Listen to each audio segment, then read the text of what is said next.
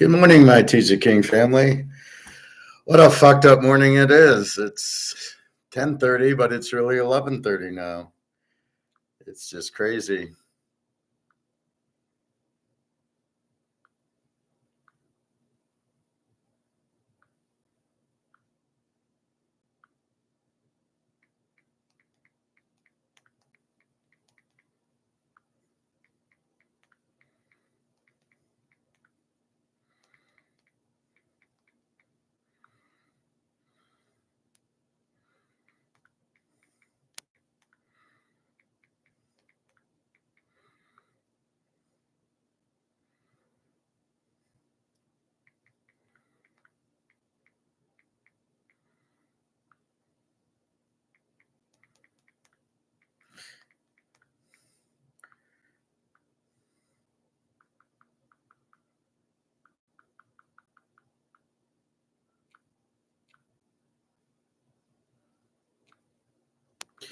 So you wake up, and I looked at the clock, and it said like 10 o'clock. And I said, oh, man, I slept in a little bit.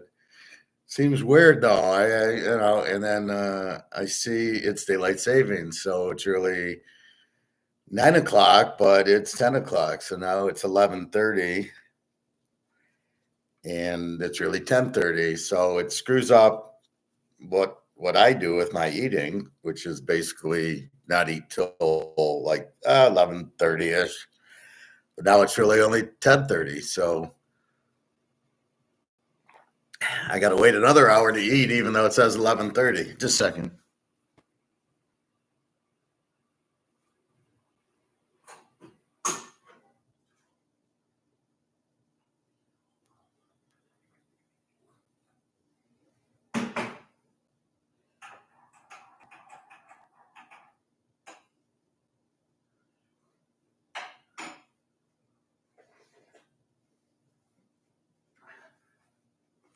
If I can have my coffee and my water, I just cannot start eating yet. So this is what's nuts is it's the day. Why are we still doing daylight savings? It used to be because in the 1800s, the children would work on the farms, and they had to get up early to do the whole thing, and then they'd lose light, and they had to move the clocks up so that they'd have more light to do the farming.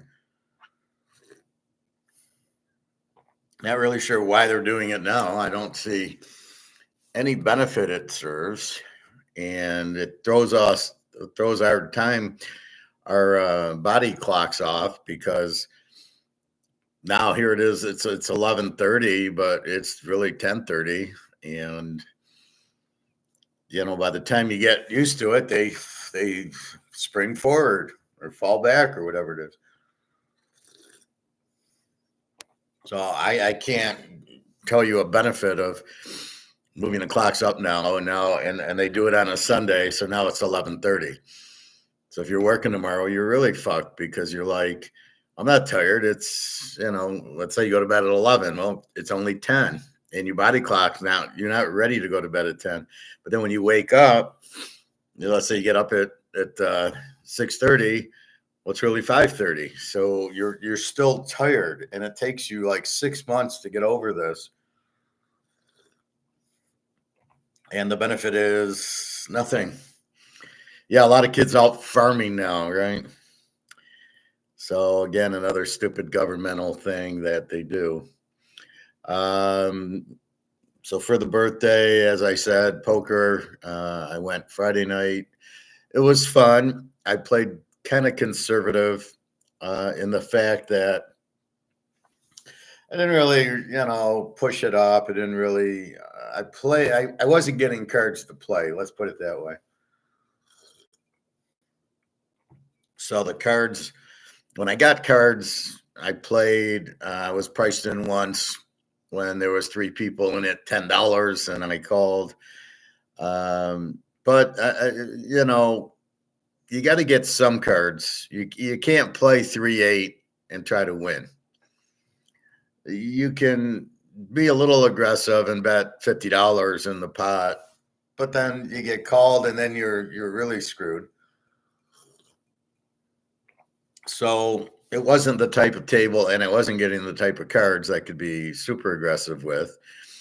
And it really wasn't looking to, I was just looking to kind of play, just enjoy the the poker, enjoy the room, enjoy the casino downtown, just kind of get out and do that. And it was my birthday, so there was a point to it. So I was enjoying that, which was fine. I was fine with it. Um, I'll go to barbecue. I think on Monday or Tuesday. We might go tomorrow. Um, Daria's. I hope she's better. She should have relaxed, knowing it's not a big deal. It's not a major operation. It's a minor operation. She's still a little bit funny about it, I think, but okay. So anyway, hopefully she's getting better. Anyway, so I did buy some silver yesterday. He still had so after class went a little bit long. So it was like 2:30 and he closes at 3, but I got there like 10 to 3 and we talked a little bit. But I'll show you what I got. 10 ounces of silver.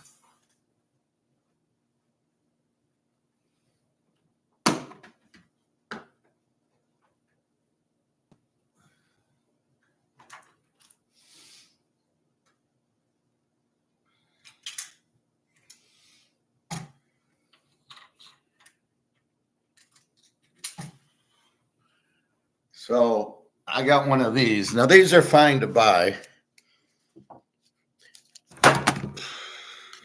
They're heavy to buy. This is 5 ounces, 5 troy ounces at $9.99 fine silver.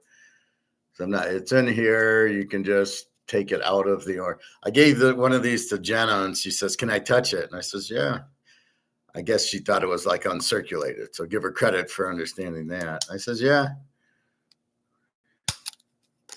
So basically, it just comes in this little case. And, it says 5 troy ounces, $9.99 fine silver. I didn't realize it was this on the back. But it doesn't matter. You're buying the silver. It's not really a condition thing, right? When it gets to that point, the want silver, here it is. But I don't like that. I wouldn't have bought it if I knew it was like that. I wouldn't have bought it. I would have looked for a different one. So that's why you got to be careful. So anyway, this is 5, and then I got 5 of these. These are the Philharmonics, and they look really shiny. So you can see here it says 1 ounce fine silver. That's what it means in English. This is in Austrian. So OUZE, ounce, and then FEID, silver. So you can see it's fine silver. It's 2021. And I'm just shocked how shiny it is. This is the front. We love our little violins and everything. I asked him about this. I says, "Where's the ridges?" And he says, "Well, you're buying the silver, right? It's an ounce of silver." I said, "Yeah, I just was curious. But as long as you see that and the 1 ounce fine silver, it doesn't say $9.99 on it, but these are even the gold ones that I have, that I don't think they say $9.99. So I don't think that's an issue. The $9.99 is 1 ounce of fine silver, and that's really all. That's why you go back to the store to sell it. He sells it to you. If you go to somebody else, they might say, "Well, it doesn't say $9.99 on it. I'm not going to give it to you." That's just bullshit. They're just scamming you. So be careful with that. I wanted to buy 10 ounces. It was $32.60, so he charged me $34.60. So he goes $2 over spot. I kind of smile and go, thank you. Like, okay, if you want to sell me $500 ounce silver for $32 or $34, I'll be happy to buy it. But I don't think the regular rounds, I'm not sure if they have the ridges. Let's take a look. I have many.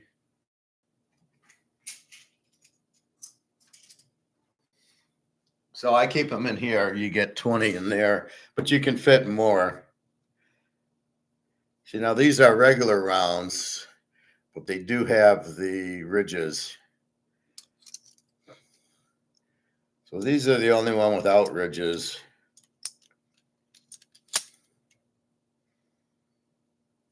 So these are all nice and shiny too. But these are American, so maybe that's why. Hard to understand. But as you can see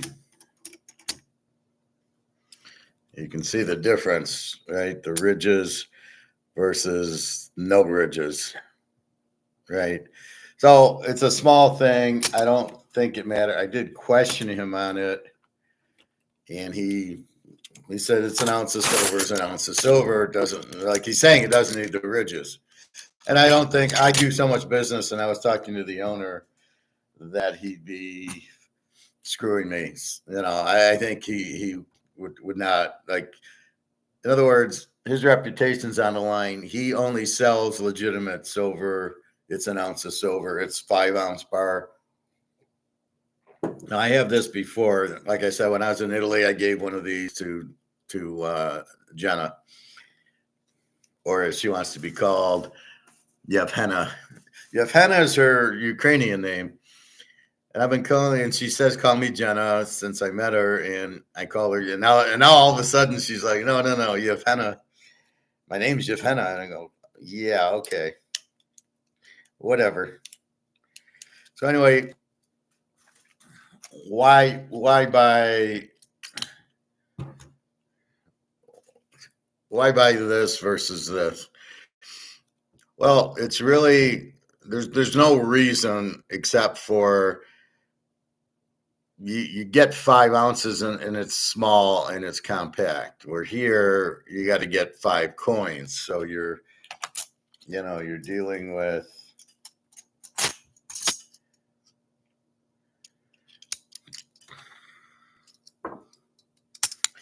so I mean basically you have 5. Now the disadvantage is you got 5 and I just got 1 little piece versus the 5. The benefit is if I want to sell 1 ounce, because I want to go to Kroger's, I got to sell all 5. That's really it's a very minor difference. It's a little bit of storage.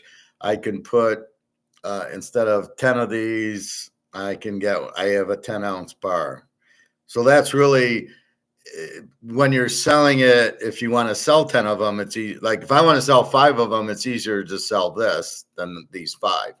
And then this I can use for, let's say this is $500 an ounce. So if I want $2,500, I sell this. If I just want 500, then I just sell 1 of these. If we think they're going up, then we would I don't want to sell all 5. I just want to sell 1.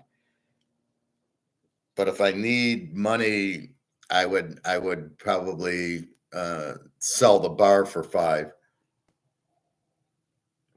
Again, it depends what you need it for.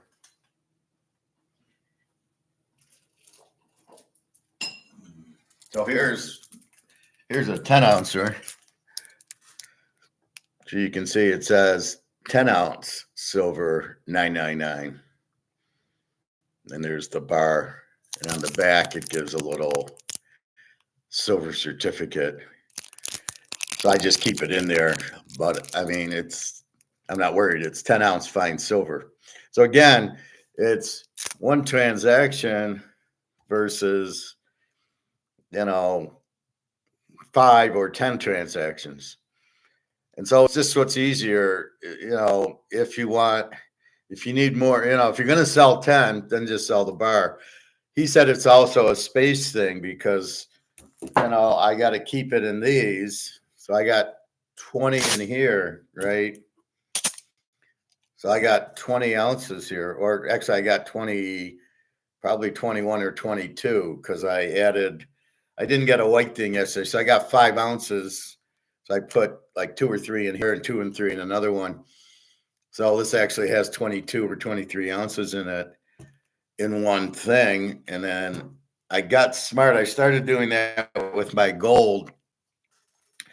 So I emptied the silver on a couple of them and put gold in it. So I got quarter ounces, 10th ounces, half ounces, and some maple leaves. And I put them in here because it's easier to have to store the gold than having them all individual. Because the gold, the big gold, the Eagles and the Cougarans don't fit in here.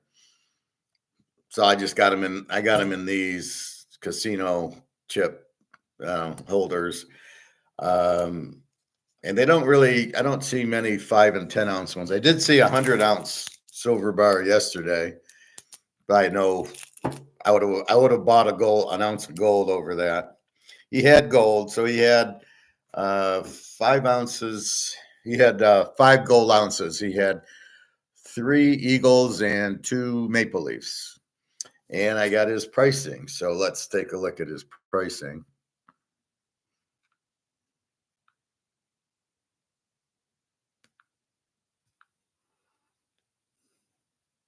So here's his price sheet from yesterday.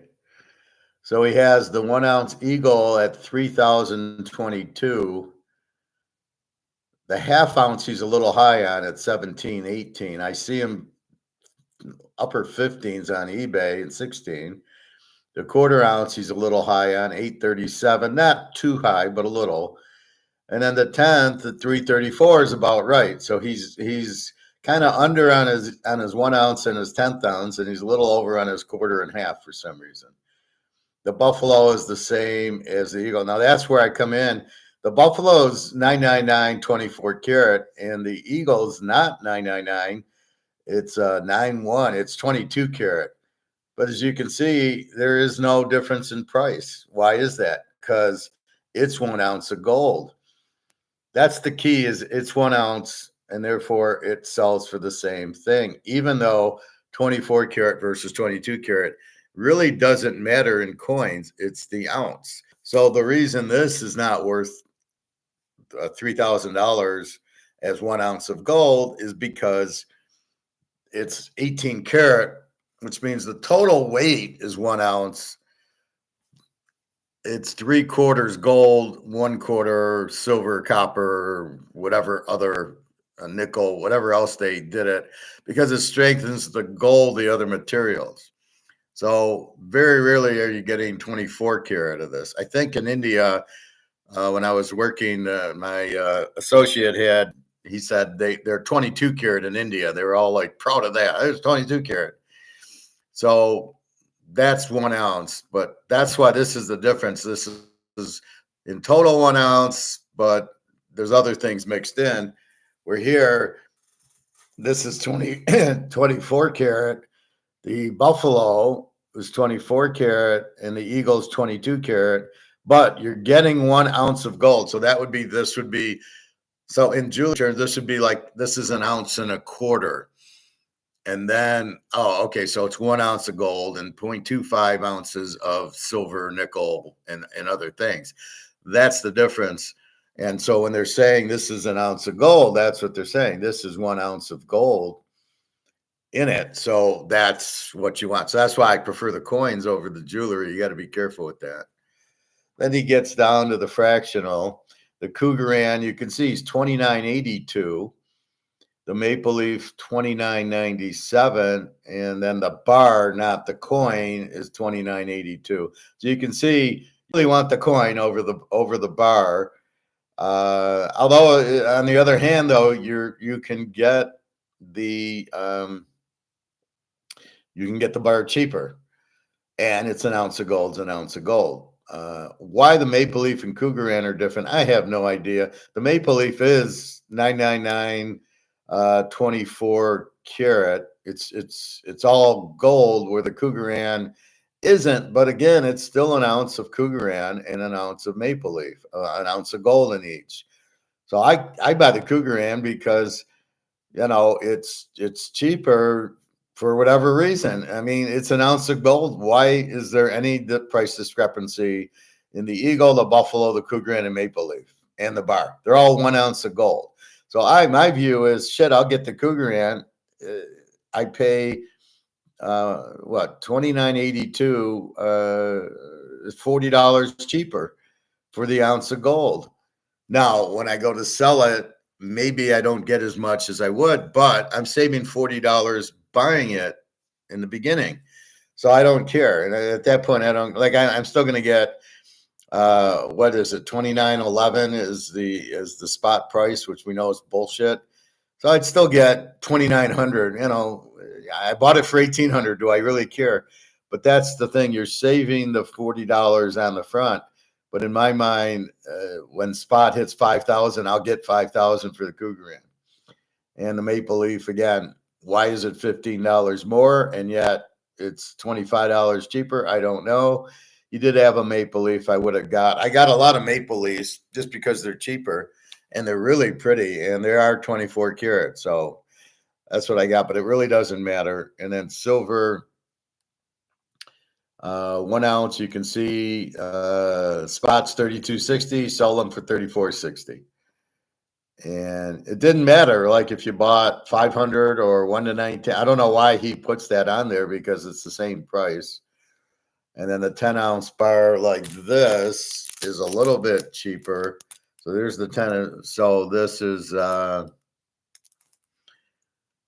10-ounce bar is $3.43 instead of 346. It's $3.43 because he's charging you 1.75 as opposed to 10. Why? I have no idea. It should just be 10. This he just multiplied by 5. So there wasn't a break. So he just said, well, 34.60 times 5. And I said, fine. That's what I would have done if I got 5 coins. Then he's got platinum there, 11.24. So it's much cheaper to buy platinum, but platinum's not a money. And our exercise is money. And then he's got palladium, but he doesn't have a price for it. And then he had some fractional stuff over here, but I didn't care about it. I don't buy the quarter ounce silvers. He does have like the quarter ounce, half ounce maple leaves, but since he didn't have any, I wasn't too worried. I really wanted to get that shot and that shot. So I kind of joke with him like, what are you doing? And there's me at poker. So you see my little chips here. Those are the chips I got here. So I keep them out. So that's me, and that's my, I kind of mix them up. But some people ask to see them. What are they? And I tell them they're Vegas chips. The blue one on the bottom, this one, it's called the 49er Club, after Joe Montana, of course. This was a 1950s casino. Now, this chip's not in very good condition, but it's the only one I could find, and I like the 49ers. So this is a 1950s chip, and it's obviously very, very rare. So I don't know what the price is. Obviously, if it was in mint condition, but how are you going to get a mint condition chip from a chip that was used in the 1950s? Anyway.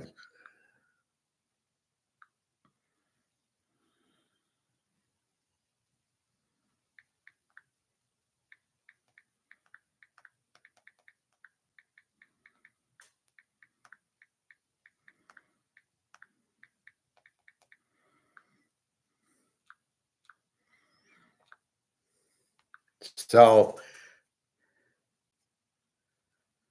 I took a little video for Daria. This is MGM downtown. I don't like this carpeting. Is this not the ugliest carpeting you ever seen? And then all the brainless slot machines. You've got to be kidding. What is why play that? That's for people that just want to lose their money. You're guaranteed to lose because the win rate. It's just if you get lucky where you hit the win rate when you're there, you hit the time. But anyway, that's the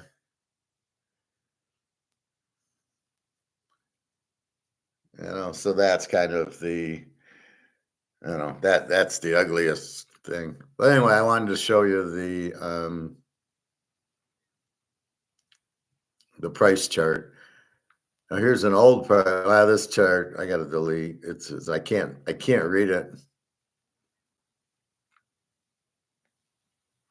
This is. Have you ever seen this? This was my license plate. It ripped off. What the fuck is that? How does the thing over the tin rip? But mine ripped. So fortunately, I got a new one. It was only $5 because I got it obviously because with my birthday you had to redo the registration.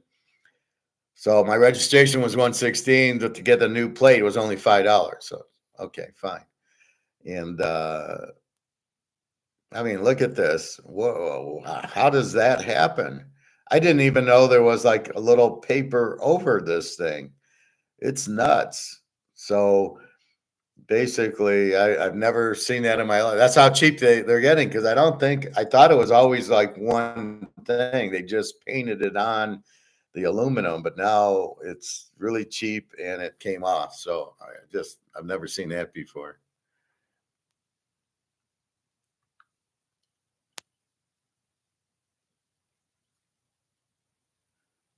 All right, now let's look at an older one, 2730, right? And here silver is 3150 a bar. Here the Eagle is 2730. Now it's 3000. Uh the half's 1545 is now 16. Or no, I think he's 17. The quarter was 753. Well, here's the spot. The spot's 2629. Here the quarter ounce is 753. Now it's 833. And the tenth hasn't really moved much. It was 301 and now it's like 330. So the tenth doesn't move as much. The quarter moved a lot, and the ounce, of course, moved a lot. And look at the Cougar Am, 2690. The Maple Leaf, 2705. So look at, now it's, they're like $3,000, the Cougar and the Maple Leaf and the Eagle, roughly. Still the $20-$30 difference, but look at the difference. This is where you really understand, and this is what I do agree with Alligator. It's the dollar losing value. It's also the demand for gold, which he kind of doesn't understand. Here's the Maple Leaf. So you can see it's the same price. The Eagle is 301.30 and the Maple Leaf's 301. The quarter ounce, 753 for the Eagle and only 720. And that's why I buy the Maple Leaf. And then 1141 for the half, or 1441 a half ounce, 1540. So you can see why I buy a lot of Maple Leafs. There's no difference. The Maple Leafs are the Maple Leafs. Now look, his silver. Well, that's because it's 1 ounce. It wasn't. What I got was like bullion. I didn't get the 1 ounce coin, the $1 silver. I got that. So that's why the Canadian. Well, why should I buy a quarter ounce at 753 when I can get it for 720? It's gold. Now in the U.S., so people want it because we're in the U.S. They want you. I don't know. Is there a tax implication? I don't think so. Maybe, if anything, it's probably be no tax because it's Canadian. I don't know. I do know you've got to sell a certain amount to even get the 1099. Not just if I walk in with this and say, give me what 3460 or give me 340. There's no tax on that. I don't think I could get 3,000 for the gold. I don't think there's tax on that. So you can see as we go through, let's see if I can find an older one.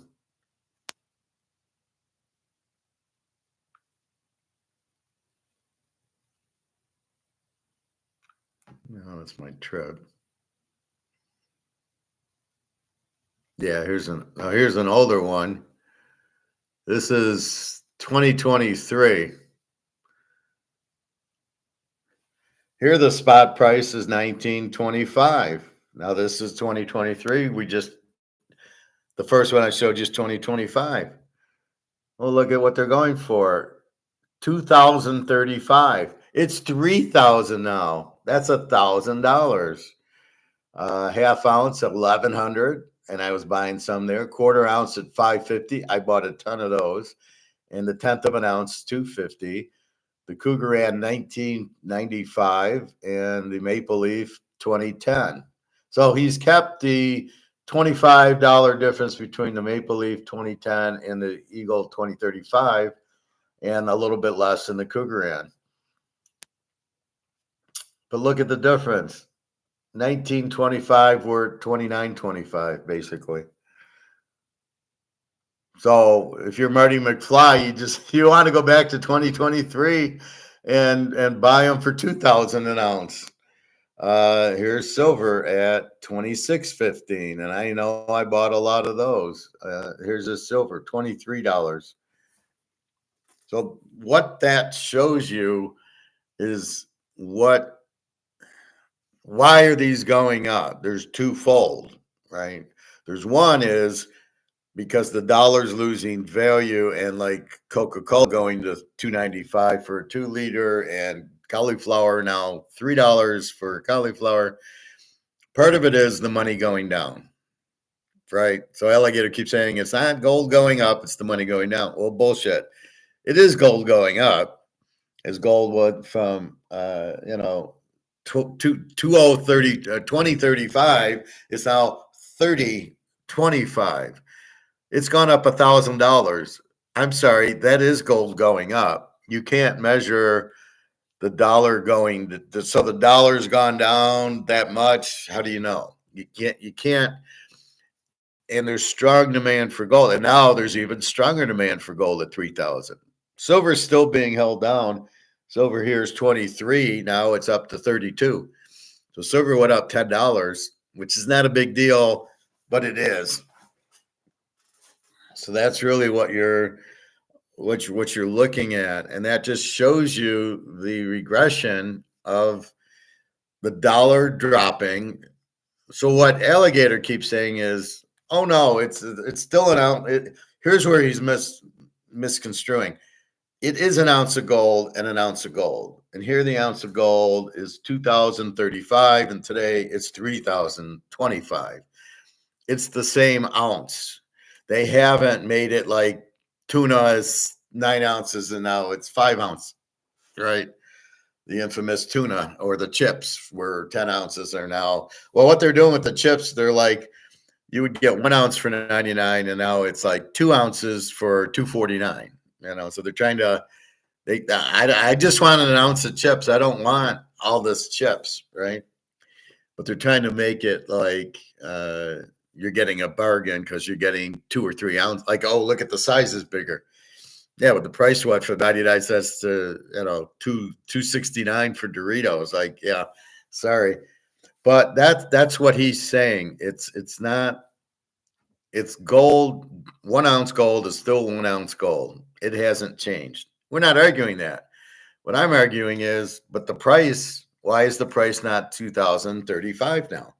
Why is it 3,025? Because of demand for gold. Number one, all the central banks buying it, and they're getting out of dollars. B, the dollar's worth less. We're not arguing that. That's what we're teaching, inflation. You print the money to death. And this is an example of printing the money to death. It now takes you $3,000 to buy the same ounce of gold that it took you $2,000 to buy. However, how are they determining the 3,000? That's from demand. If you didn't have demand, it would not be 3,000 right now. That's the point I'm making.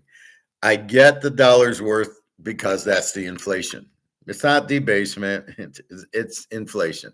You're inflating the supply, which makes the dollar's worth less, but it's not all worth less because then if I let's take that with alligator. If that's really the case, then why is silver only up $10? Why is silver gone from 23 to 32? So it's gone up $9, but then gold's gone up 1,000. No, no, no, that doesn't play. In other words, there's a little bit more silver than gold, but it's clearly the demand for gold is jacking the price up, and the comex, the way they do tier 1 and Basel 3 and comex, where they have to, people are physically want delivery of the gold off the contract. But in silver, they don't have to. They can't force it. So that's really what's happening there. So you can't, in other words, so if we're listening to Egon, the the price of gold, the price of silver would also have gone up $1,000 because it's an ounce of silver, still an ounce of silver. So why isn't silver going up appropriately with gold? Aha. It's not the dollar going down. It's not gold going up. It's the dollar going up. Bullshit. It is gold going up because silver's not going up. Silver went up $10, but that doesn't make sense. There's other forces out there, which means they don't have to stand for delivery on silver, but they do on gold. So it's the demand for gold pushing the price up. An ounce is still an ounce. And yes, it takes more dollars to buy, but you can't justify $1,000 in a year and a half. This is 2023. This was September 2023,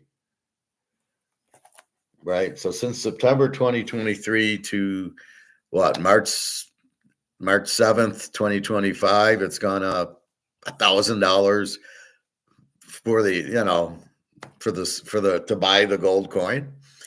See, that's where it is demand, and that's how a market works. The higher the demand, the higher the price. Yes, we know the dollar is losing value, but wait a minute, Coke is still, a year ago Coke was $2.95. It's still $2.95. Well, why is that? If the dollar's falling, why wouldn't Coke be $10 now? Because they can't raise the price. So because Pepsi will not allow it. Pepsi's like, no, we're $2.95, and if Coke wants to be $10, then they'll never make a sale.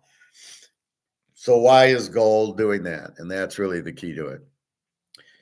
So that's your difference in prices with your gold.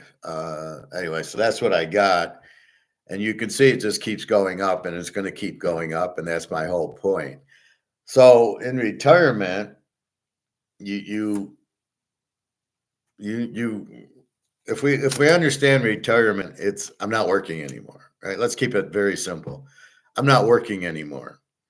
How do I pay my bills? Well, as I was working, I'm supposed to be in a 401k, and the company would match because they don't have pensions anymore, and the company would match, and then it would be worth so much.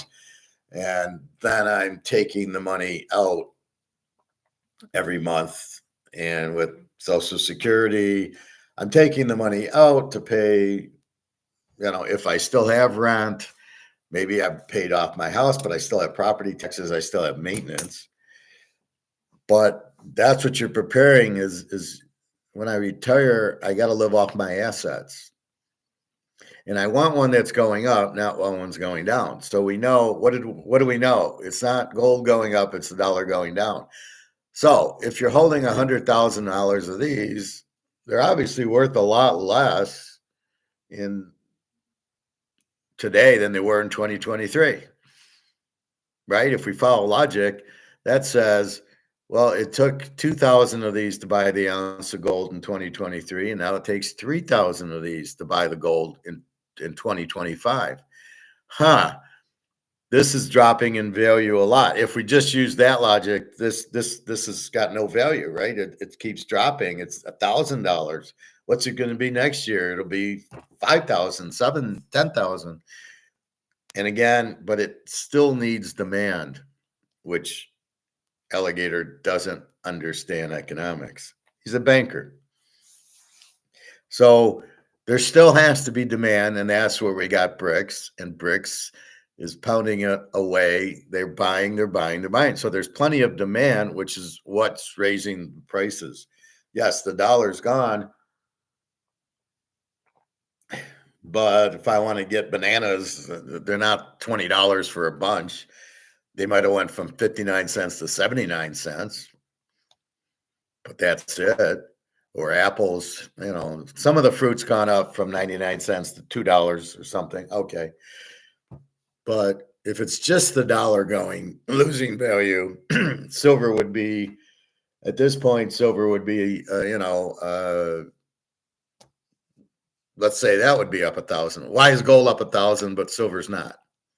Why is silver only up $10 and gold's up 1,000? Right? Gold's spot was what is this? The spot here is 1925 for gold, and now it's 29.25. Let's say. So it's gone. The spot price of gold's gone up $1,000 in about a year and a half. Well, if the dollar collapsed, as we know it has, why isn't silver? Here it's 23.15. Why isn't silver 1,023.15? They're manipulating the price. Well, we know that, but there is demand, but it's comex, and that's why it's hard to really relate to it's the money going down, not the price going up. Well, it is the price. Then there's the example. Well, why is gold has gone up 1,000 and silver gone up $10? So the other part of the component that Alligator and some of these guys don't get is it's demand that makes the price go up also. So yes, there's inflation, but without demand, it doesn't matter. So in other words, if there's not demand for bananas, it's the same price, or it's gone up very little.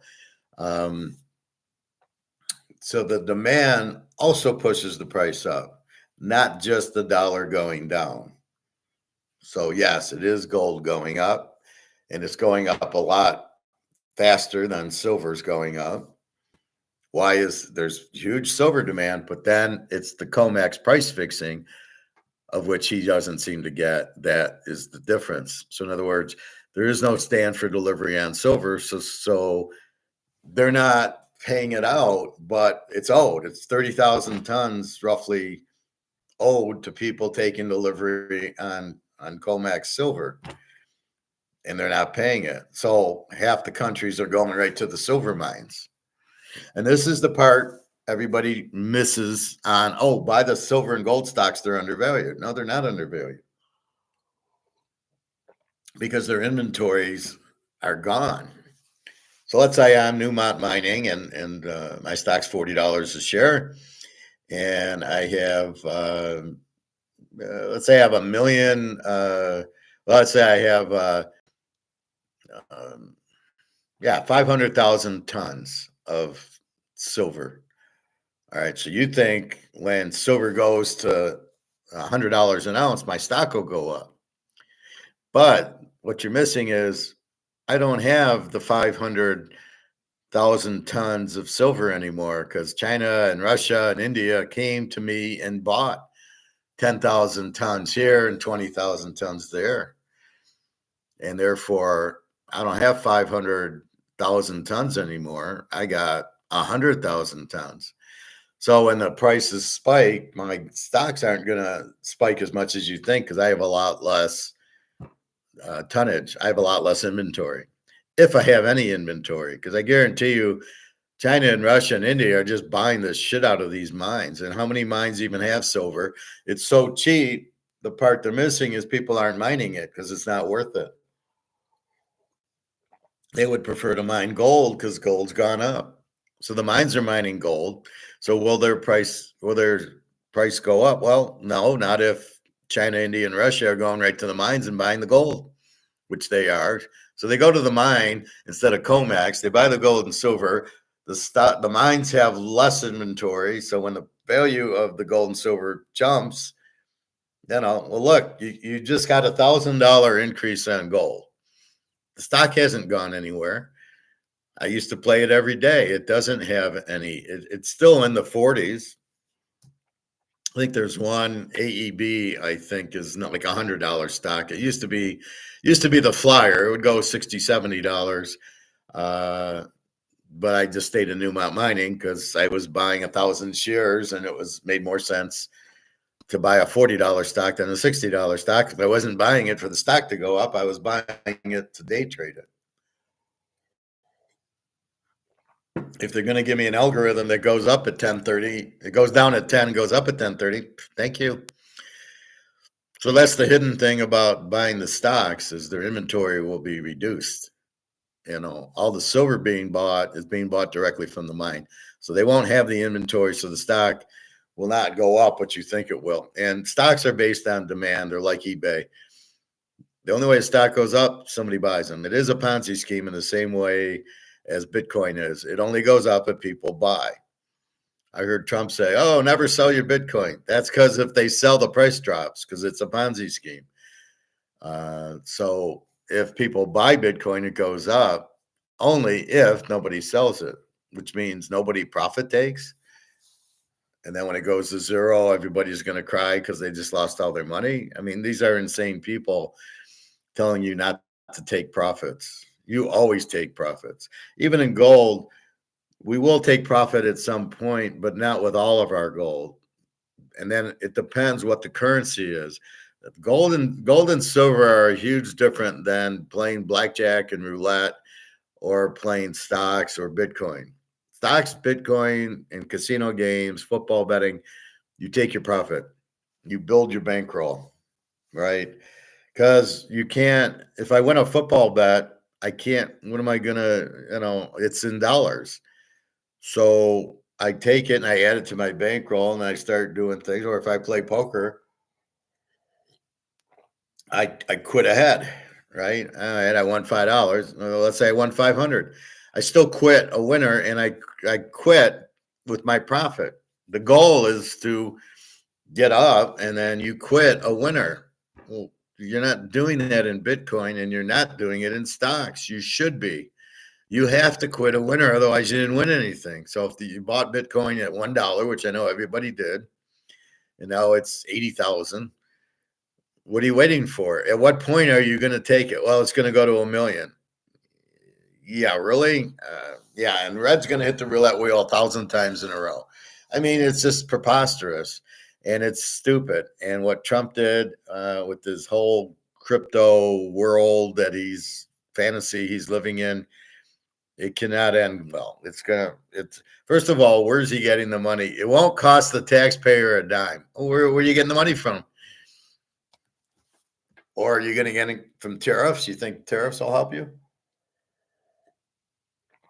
Again, it's like going for fourth down and not understanding if you miss, you lost the game.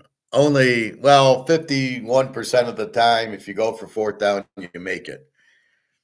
So therefore, you should go for it. Yeah, but if I don't make it at my own 35, I lose the game. I'm not going to risk that. Yeah, well, that's not in it. You're going to make it. Am I going to make it against Baltimore and Pittsburgh and Kansas City and San Diego? No, you only get it 5% of the time against those teams. Yeah, but that's not. It's a whole pool. It's 51% of the time teams that go for it get it. And you're like, was this like at the end of the game when they're down 20 and they have to go, or is this during the in the second quarter? We're at Baltimore. We got 4th and 1 in our own 30. Are we going for it then? Oh no, you don't want to go for it then. You'll lose the game. And that's what they don't. Why would you not sell your Bitcoin? Why would you not sell your stocks? What are you in them for? This is where you really, in an investment, you have to, you like how I hit all my topics. The investment, like I just did here, that's an investment. It's also real money. It's also, but if this is going down, because we saw it was spot was 19.25 for gold, and 23 is now 29.15. So the spot price has gone up 1,000, which is what they're saying is this has gone down 1,000. We can measure it against gold, kind of, but still demand is the key. Why don't we measure it against silver? Oh, it went from 23 to 32, went up $9. Is the dollar going down for gold to go up 1,000, or for silver to go up 9? Anyway, the dollar's losing value. So you have like door A and door B. Door A, I keep this, but only it looks like this keeps losing value as gold has gone up $1,000 in a year and a half, which means the dollar's going down. So I can keep holding the dollar, but here I can measure it against gold, saying, "Well, shit, this. How did gold go up $1,000?" Well, mostly demand, but we'll humor alligator and say, yeah, it is the dollar dropping partly. So it's part A and part B. This is losing value, but the big demand in all the central banks in BRICS is the real driver. And you can see silver's only up 9. Why isn't silver up 1,000? So in door A, you stay in this, you never leave it, you have no plan to leave it, you don't understand it, and it keeps losing value, and gold keeps going up. Or door number B, you can then get into gold and, oh, I made $1,000. So if I had $100,000, this is lost, I don't know how much. Now let's say it's worth 80,000.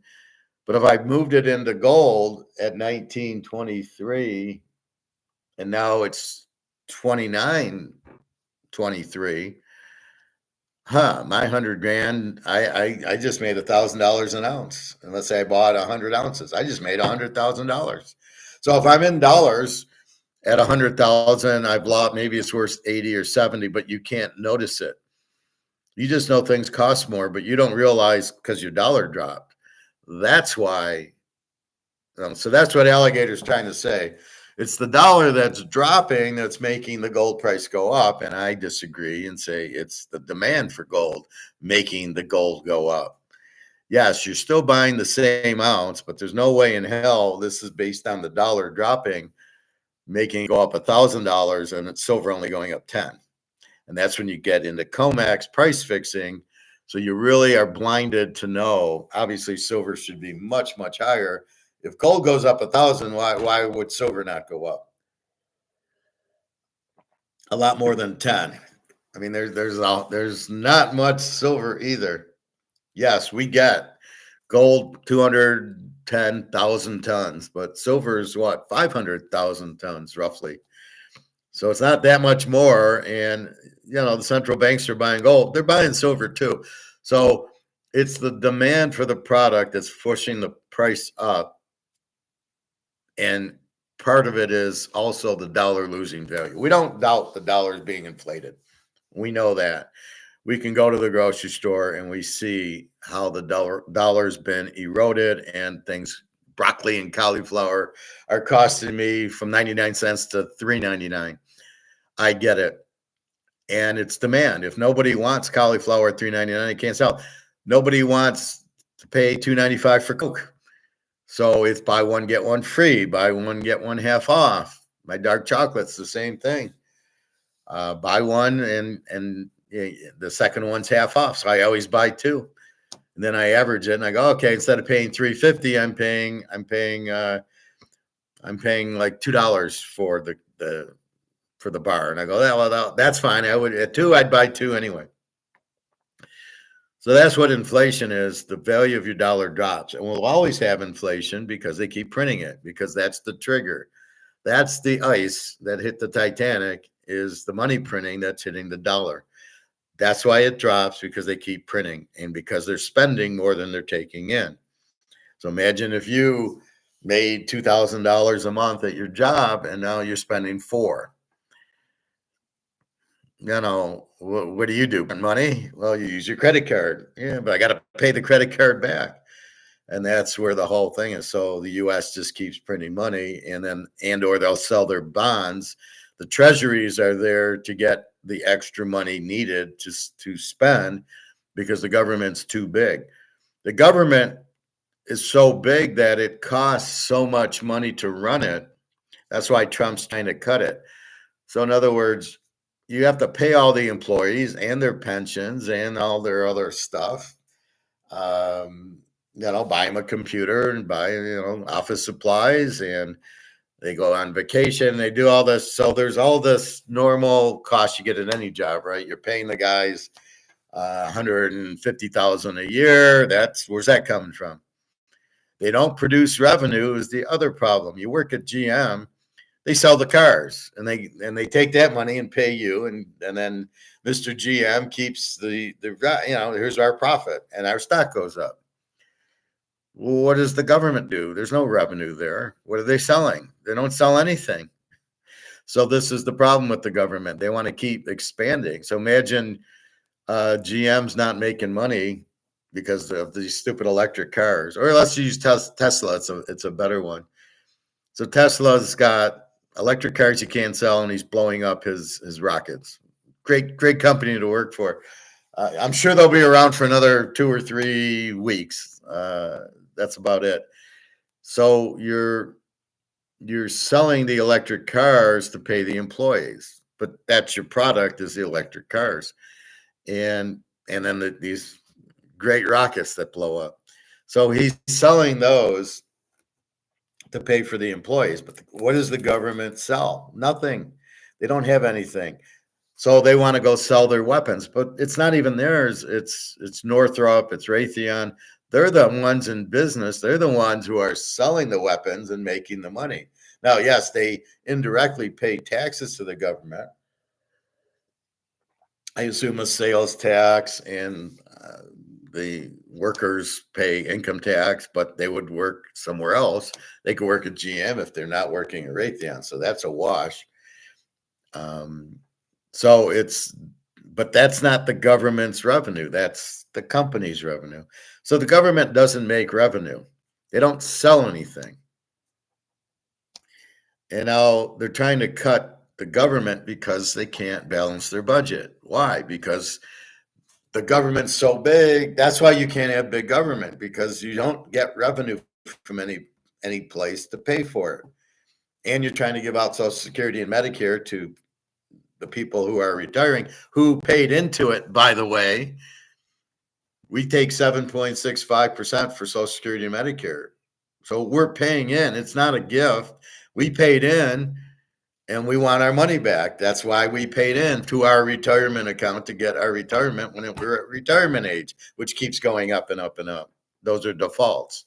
It used to be 59. It's 67 now. So that's a default. So, but what are you giving me? You're giving me the money I gave you. So are you taking the money I gave you as revenue, like the income tax I give you? But it's not revenue. And then you got the interest on the debt, and you got the military spend. You got a budget of $1 trillion for military. Well, what's that? You have the defense contractors. Well, they're not the soldiers, so we got to buy the weapons from them to give to the soldiers. Oh, okay.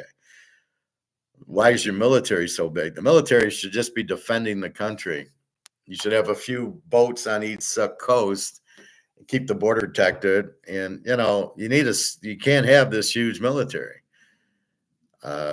So that's the problem. So with no revenue and high government expenses, there's your problem. So how do you pay all that? Well, you print, and you use treasury bills, but you got to pay the treasury. Those are IOU bonds. You have to pay them back to China and Russia and Japan and everybody else stupid enough to take them. I'm sure they're getting some reward for buying them, but that's how we get the difference in the money is the difference in the budget, right? So we're as big as government is. If everybody gave their whole paycheck, and then why would we work? To the government, they still spend more than they take in. So they print the money, and then the money becomes even worth less. So they're fucked, and they fucked us. It's a Madoff scam totally. And as we know, because they're doing the printing, this is the iceberg. Because they have to pay for all the extra government and then all the bullshit they use, and then the pensions for their government employees, and then the Social Security and the Medicare that they steal from us. They got to pay for that. They print it. And when they print it, this loses value. So it's the dollar going down. So your choice is then I got to buy assets. Is this going up because the dollar is going down? I don't think so. I don't think it works like that in a collectible. Is the Van Gogh going up? Is your Picasso going up? Is your Rolex, are they going up because the dollar is going down or demand? And I think it's demand. I think it's demand for Montana's rookie card. I think it's demand for the Brady refractor that is going up, not the dollar going down. And then we come to this lovely thing, and they're trying to say, well, it's not the price going up, it's the dollar going down. And I totally disagree. It is the demand for this, especially gold, because we can see it. We can see 1920, 2023, it's 1925 for gold.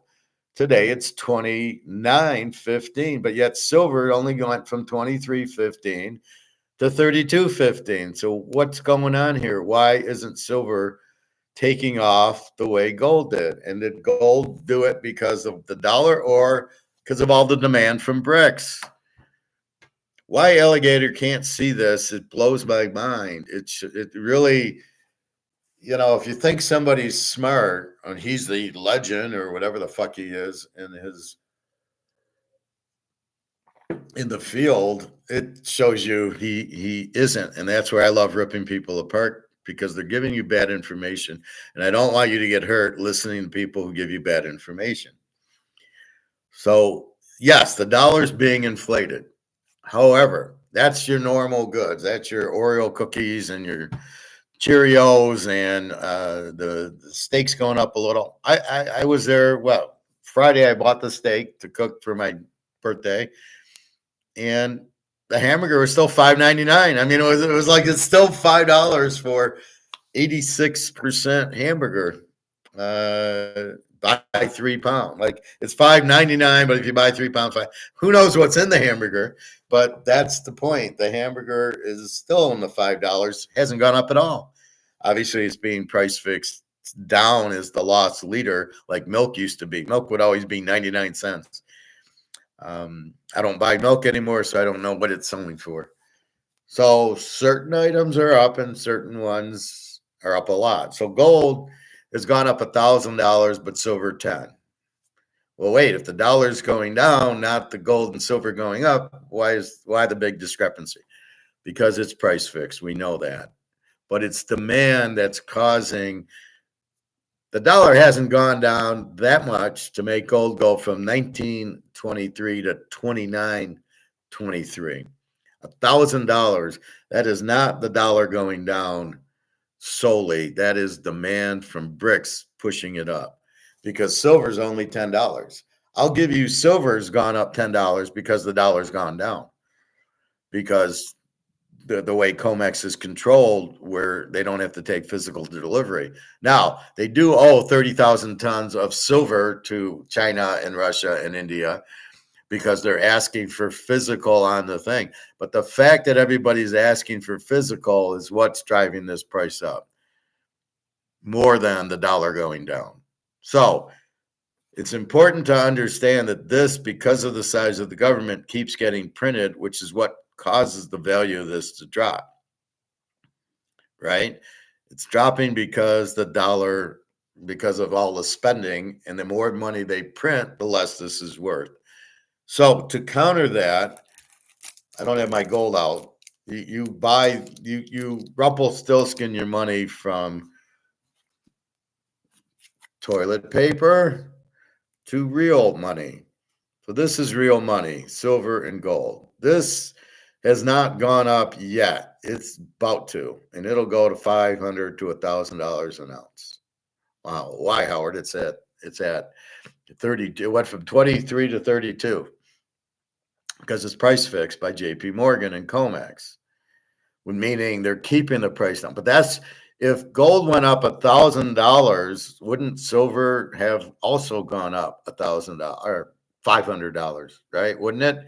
If it's the dollar going down, which I do believe, and I do believe as the BRICS countries are getting out of the dollar, they're going into gold and silver.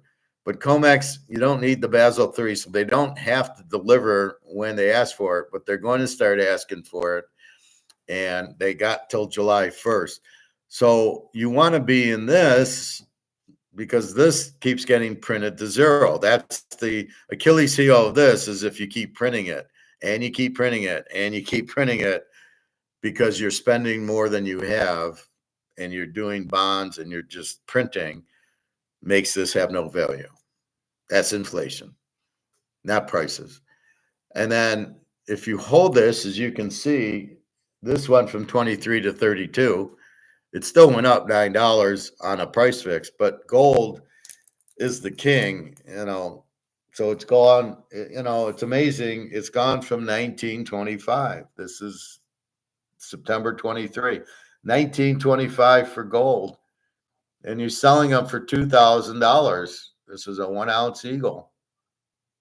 1 ounce eagle, 2,000. 1 ounce eagle Friday, 3,000. Exactly $1,000 in just over a year. September 23, March 25.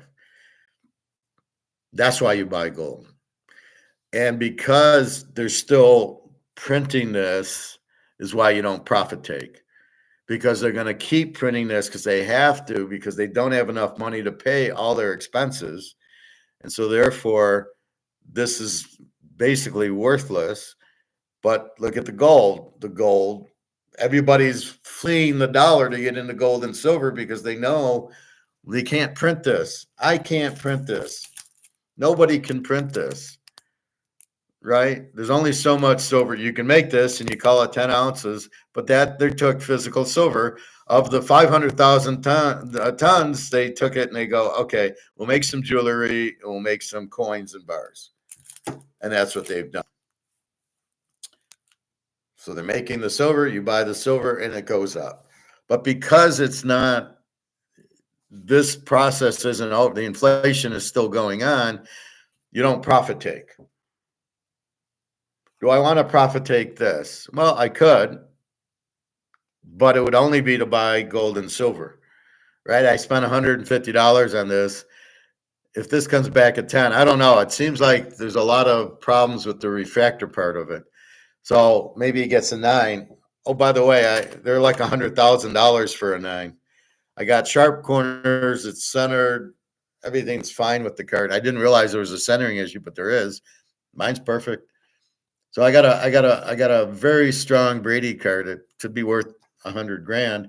Would I profit take it now? Well, I don't really want something that's losing value. So the only way I would do it would be immediately to go buy between this and gold $100,000.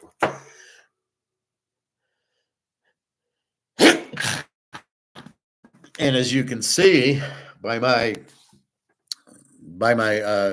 store, gold's gone up $1,000 an ounce. So that's why I don't want to profit take it yet. It's not done going up. And that's why I give you $20,000, $30,000 an ounce, because you can see it went up $1,000 an ounce in a year.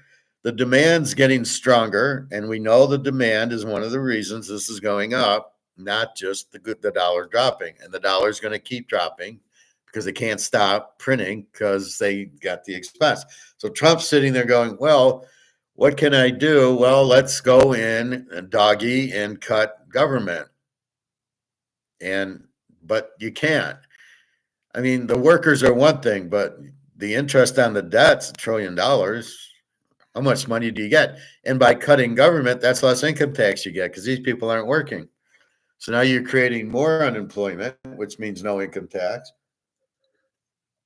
Well, very little. I mean, unemployment doesn't pay much. So the amount of income tax you're getting on me on unemployment versus me at Mercedes is huge. So you lose a lot of tax dollars. And as you're laying off all these government people and you think you're doing something special, you're still not going to balance the budget because it's the debt, the interest on the debt, the defense. You're going to cut the military, Social Security, Medicare. You're not going to cut them, and then you got all the government pensions.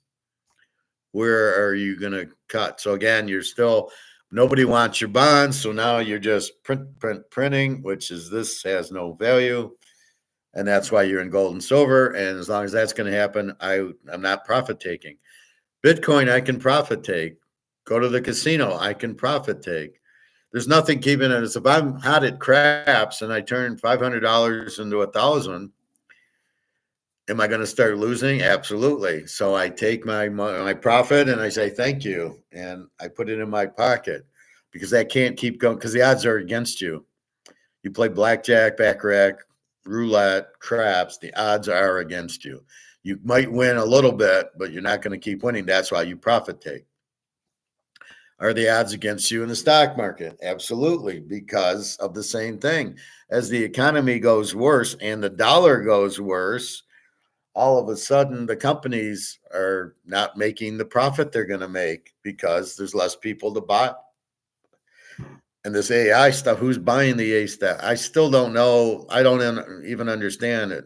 Okay, it helps, but then I showed you a video and it's all AI and it's all fucked up. It doesn't, they misspell words and everything because it's all by enunciation, not by the spelling. So it's not going to be as good as they think it is.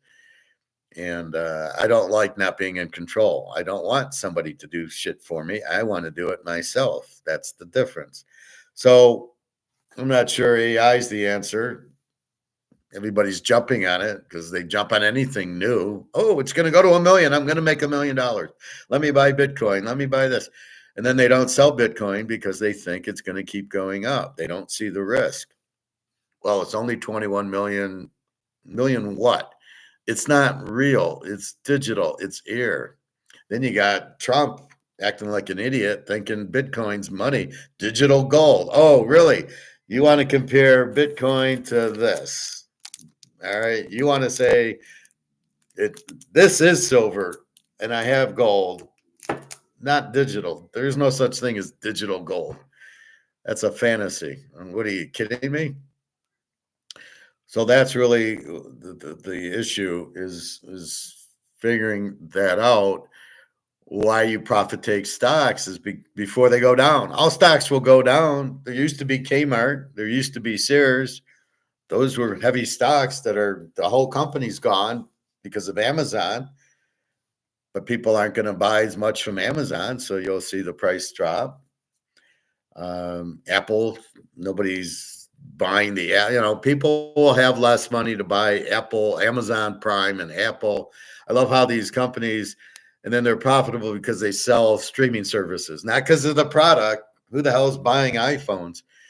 So you don't really have the product. So anyway, this is the problem. It's you must profit take, but that's why we don't profit take gold and silver. We profit take football. We profit take when I play poker. I quit a winner. I made profit. If I kept, why did I quit a winner and not keep playing? Because I would have eventually lost because eventually you're going to run into a big hand and you don't know it. You're going to overplay your hand. That's why people lose at poker. They overplay their hand. I got aces. Oh yeah. Okay. Yeah, that's really a strong hand. Only pre-flop. After the flop, it's nothing.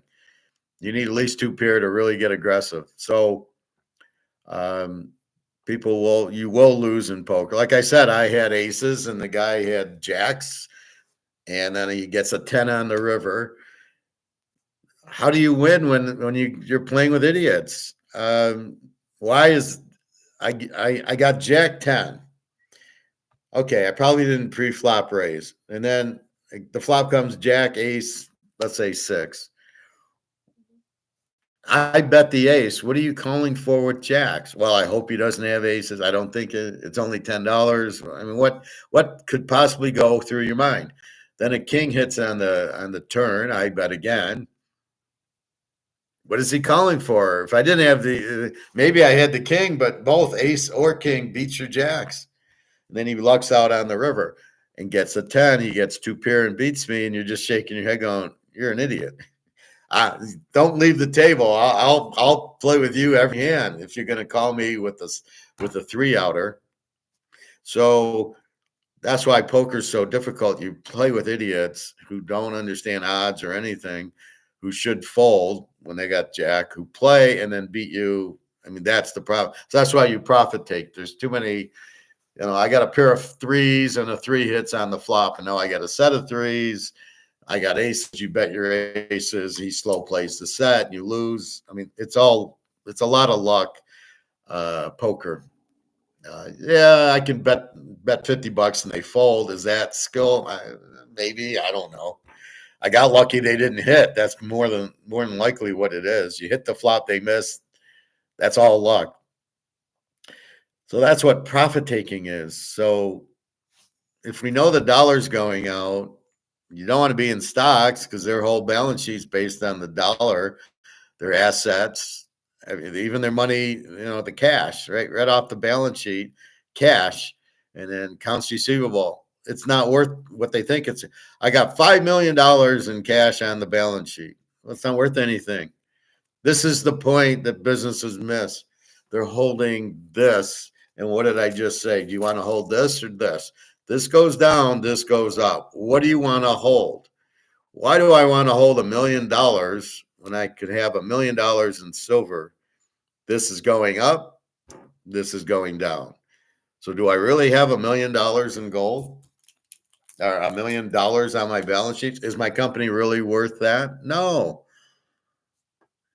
Not if you understand what the fuck's going on and you understand economics, you realize no, it's not. So understanding the whole Titanic theory is basically the key to business, right? Understanding the market, not selling electric cars and rockets to interplanetary things, and the rockets blow up. Probably not really good business. Electric cars, probably not a real good business model. And the fact that the dollar is going out. So, even if you're Warren Buffett and you have all this money, it's worthless. But he can't grasp that because he's a moron. Why would you not hold gold? What are you, out of your fucking mind? And you want me to respect that you know what you're doing? You don't know anything. So that's the key is that's why you profit take Bitcoin. Bitcoin will go down because money will go down and it's valued in money. So everything valued in money goes down because the money's going down because they keep printing it. But the gold then keeps going up. And that's the key to it. The gold keeps going up because of mostly demand by BRICS, because they know the dollar's going out. So you have the BRICS countries, mostly China and Russia and India, who are sitting there going, I'm buying gold because I don't want to be in dollars. You've sanctioned Russia, so they can't even be in dollars. But you're sanctioning China and India a little bit, and they don't want to be in dollars. So they all start buying gold, which forces the demand up, which pushes the price up. Now, will demand stop? So that's the question. Do I profit take? Is it not going to go to 3,000? Is that going to go to 4,000 from 3,000 like it went from 2,000 to 3,000? So in a year, it went from 2 to 3. Is it not going to go to 4? Well, the dollar's still worthless. They're still buying gold. BRICS countries are all buying gold. The only way they can do BRICS is a trading group is to have gold because nobody wants the Indian dollar or the yuan or the ruble or whatever Brazil has. South Africa, they're all going broke. They're all in the same thing. Every country is running the same playbook. They have their little dollars and they're printing them because they have these pensions and they have costs and they have big government. So it all costs money more than they're getting in. And therefore, this is also a Titan. This also is hitting the iceberg. And that's every country. So the only answer is gold. So the demand for gold will keep going up. We're at the point where it's pretty much gone, and now it's secondary market like the Super Bowl. So in the Super Bowl, what do you got? You got, the first 70,000 seats are sold for, let's say, 1,500. People still want to go after that. And they pay 5,000, let's say. And that's what you had it with the Lions. Everybody's acting like the Lions were wonderful. And so the playoff game against Washington or the game against Minnesota to get the number one seed, you had more demand than supply.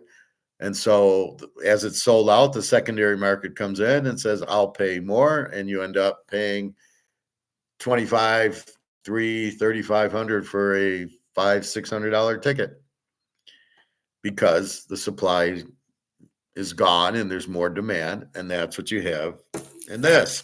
You have more demand for this, and people don't want to be in the dollar because they know it's going down. They know this should be going up. That's our big question. Why isn't this gone up the same $1,000?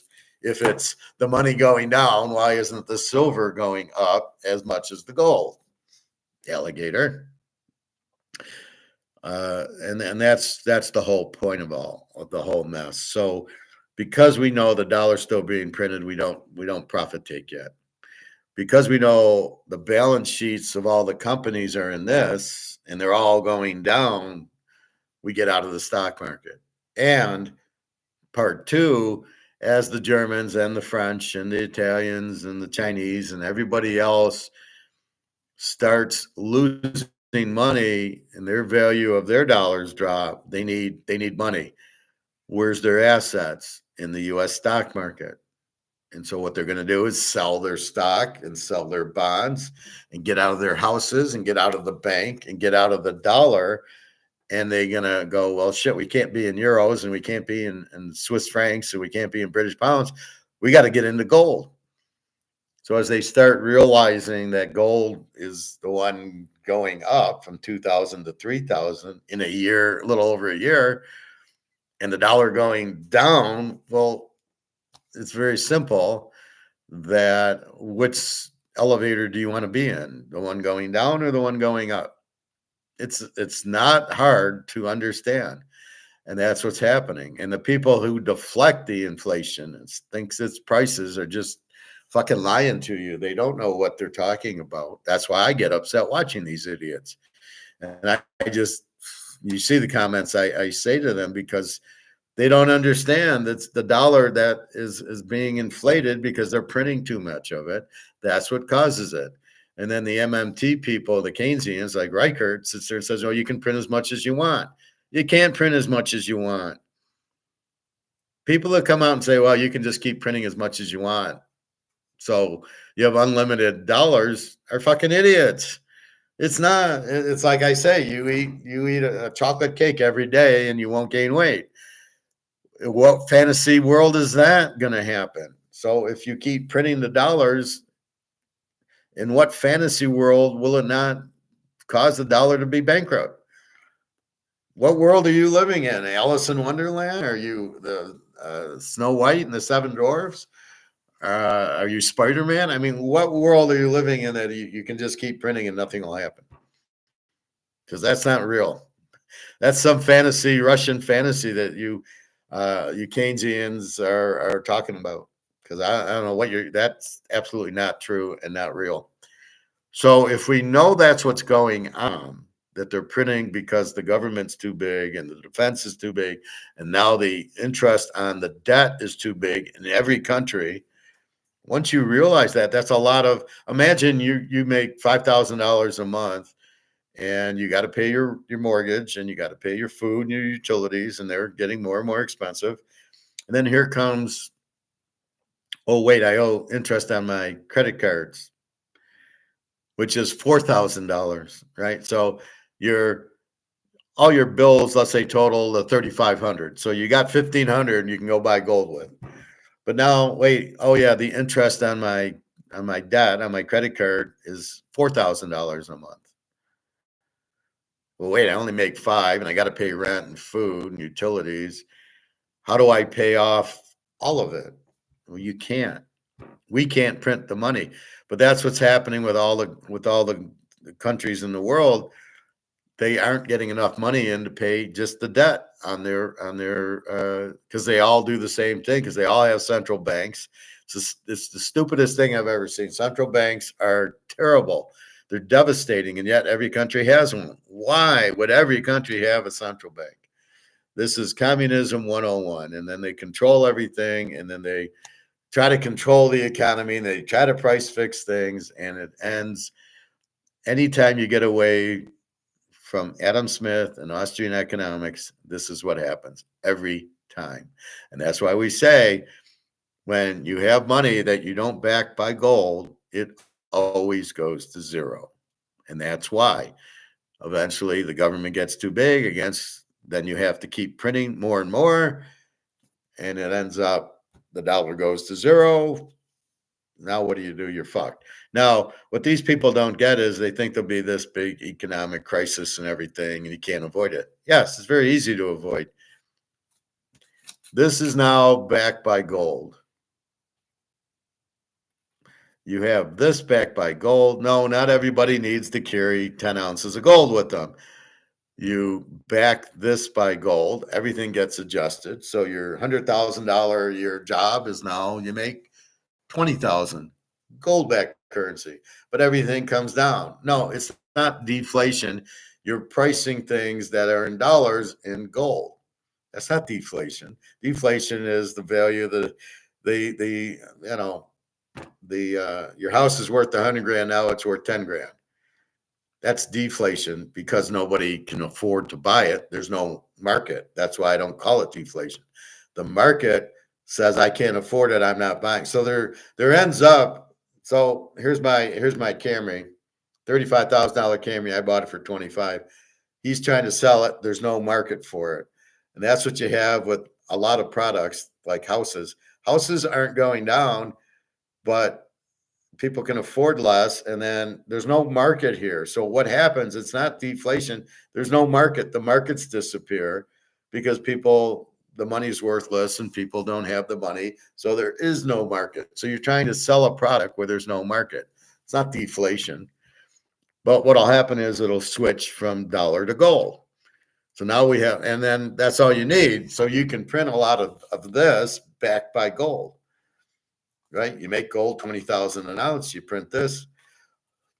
Here's the U.S. and who's against it? It's the J.P. Morgan. It's the people running the central banks are against it because they have the printing press and they can steal all kinds of money because they can just print. What they don't understand is the money they're printing is worthless.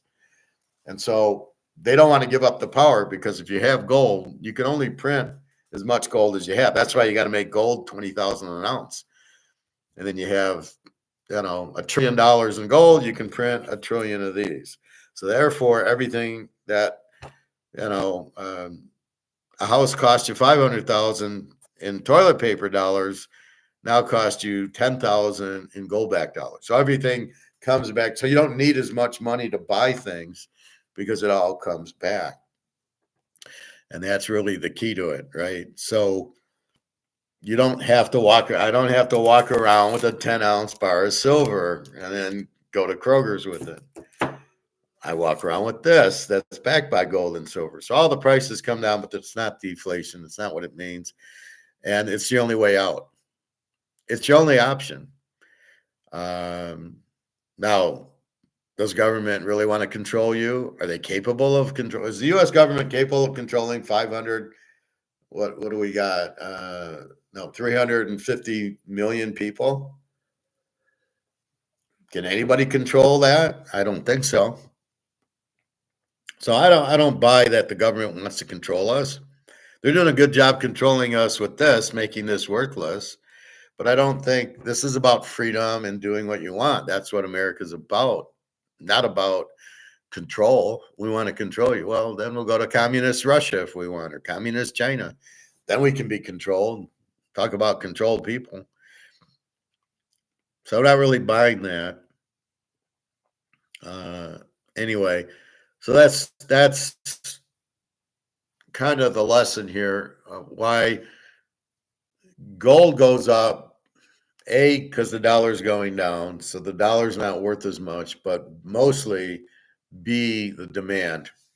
Every product normally goes up because of demand. If more people want it, the Super Bowl, if more people want the tickets than tickets are available, the price goes up. More people want gold than what there is, the price goes up. And that's the other reason we don't want to profit take gold and silver. It's gone. There is no more gold and silver out there. So to get some, right, I got to pay $3,000 to get an ounce of gold versus the 2,000 I could have in 2023. That's the difference, right? You've run out, and now it's going to cost you 3,000. Soon it's going to cost you 5,000 because they're doing the boat's still hit by the iceberg. That hasn't gone away. You either get off the boats. What I'm suggesting is you're on the Titanic and you get off the Titanic into a lifeboat or Titanic 2 that isn't sinking. That would be gold. That's what you're doing. So you got to get off of this. And that's what people are realizing as the BRICS countries have realized it. And I'm sure people here, when people go to the coin store and buy, when I bought 10 ounces of silver, I mean, it doesn't register really that Howard bought 10 ounces of silver for his birthday. It doesn't register as if the banks are buying 50 tons of gold or silver. So that's why they don't really look at us. But I'm sure there's a lot more of us out there between me doing this. And when you hear Andy Scheckman talk about his store where he sells gold and silver and it's going up, he said, oh, sales are booming and everybody. So you kind of get a feel. That's why you listen to Andy. Not really doesn't know much, but he can tell you, yeah, sales are up and down. You don't listen to the Keynesians because they don't have a clue. They think you can keep printing to nothing. But that's why all the currencies go to zero is they keep printing. And you kill it, right? You kill the golden goose. You print too much, it's worthless. And because you have big government and big government spending and you got debt and military, you end up going broke because you don't have enough money. You can't raise taxes and say, give me your whole paycheck. Nobody will work. If you taxed everybody at 90%, nobody would work. Why would I work? I don't work for free. So that's really what the problem is. And you see that, and we can carry that to everything. It's always about competition. You want competition. You don't want monopolies.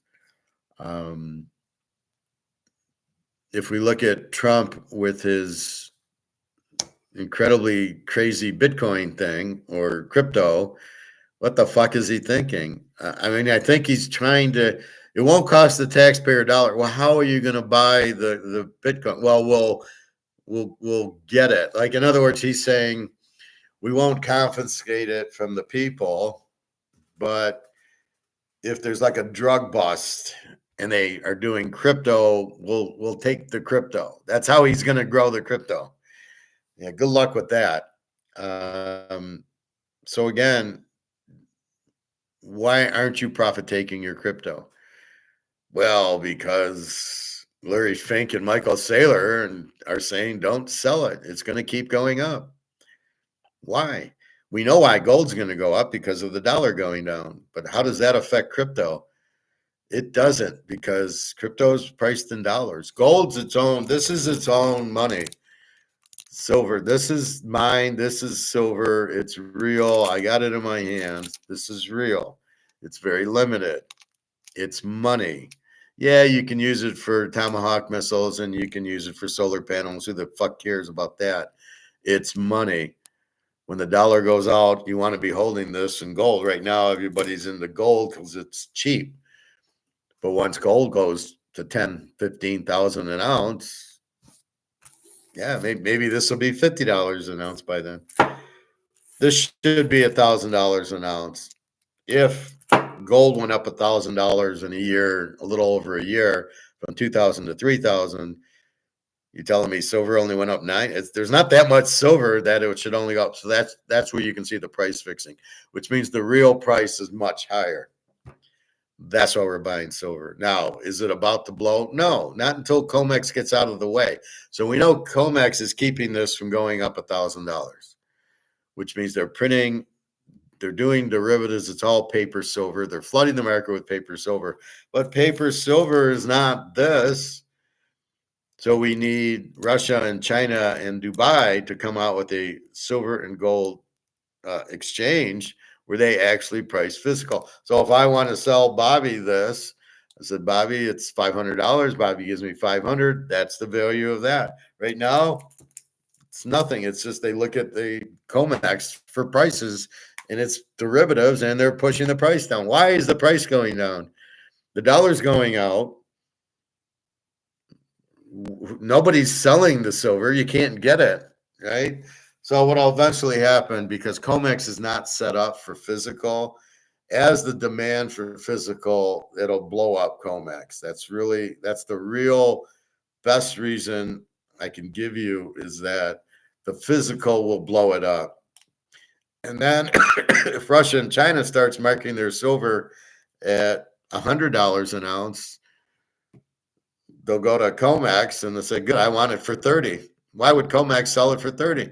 I want to take physical delivery. So I'm going to take it and I'm going to go sell it over here in China for $100 an ounce. What's COMEX going to do? Keep it at $30? Not pay you? No, then everybody will just ignore it. It'll be gone.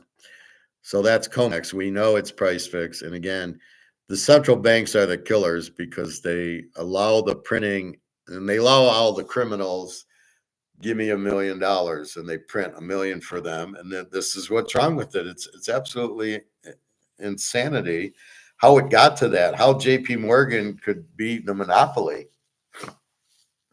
So in the Constitution, no central banks. Not only do you have a central bank, it's a monopoly. JP Morgan is the only one that can print dollars. What the fuck is that? Where's the competition? So they won't inflate. There used to be competition in the 1870s. There'd be 3 or 4 banks printing their own money, and you determine which one you want. Oh, if Bank A inflated, everybody would go to Bank B. Very simple. The banks competed and therefore couldn't inflate. Now you give it a monopoly, which we hate in America. That's a communist thing, monopoly. It's no competition. Well, we want competition. You must have competition in our economy. And so that's really what you have here.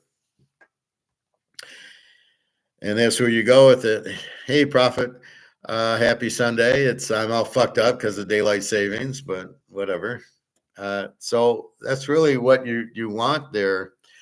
You never want monopolies, because they have no incentive to make things better, and they have no incentive to not print. So their buddies will come, and all the mafia and JP Morgan print some. Here's $1 billion, and it weakens the value of the dollar. So without competition, it's terrible. Monopolies are terrible in the first place anyway. And how the central bank, which is not legal, is there, and JP Morgan runs it and prints all the dollars and has a monopoly. What good thing's going to come out of that? I mean, that's just ridiculous. Well, it takes you a good 6 months to recover from this stupid standard daylight savings. I'm just tired. I really got up at 9, but it was really 10, and I would have kind of relaxed for an hour. And then I got to do class. It's already 10 o'clock. So that's what we understand. So why do we profit take casino? Because you're going to lose. You got to take your profit before you lose. Football, poker, stocks. Why do I take profit in stocks? Because they're going to lose. Eventually, there'll be competition. So here's Amazon. Well, eventually there'll be another company that copies them, which is going to make them less profitable. And I'm not sure how profitable Amazon is.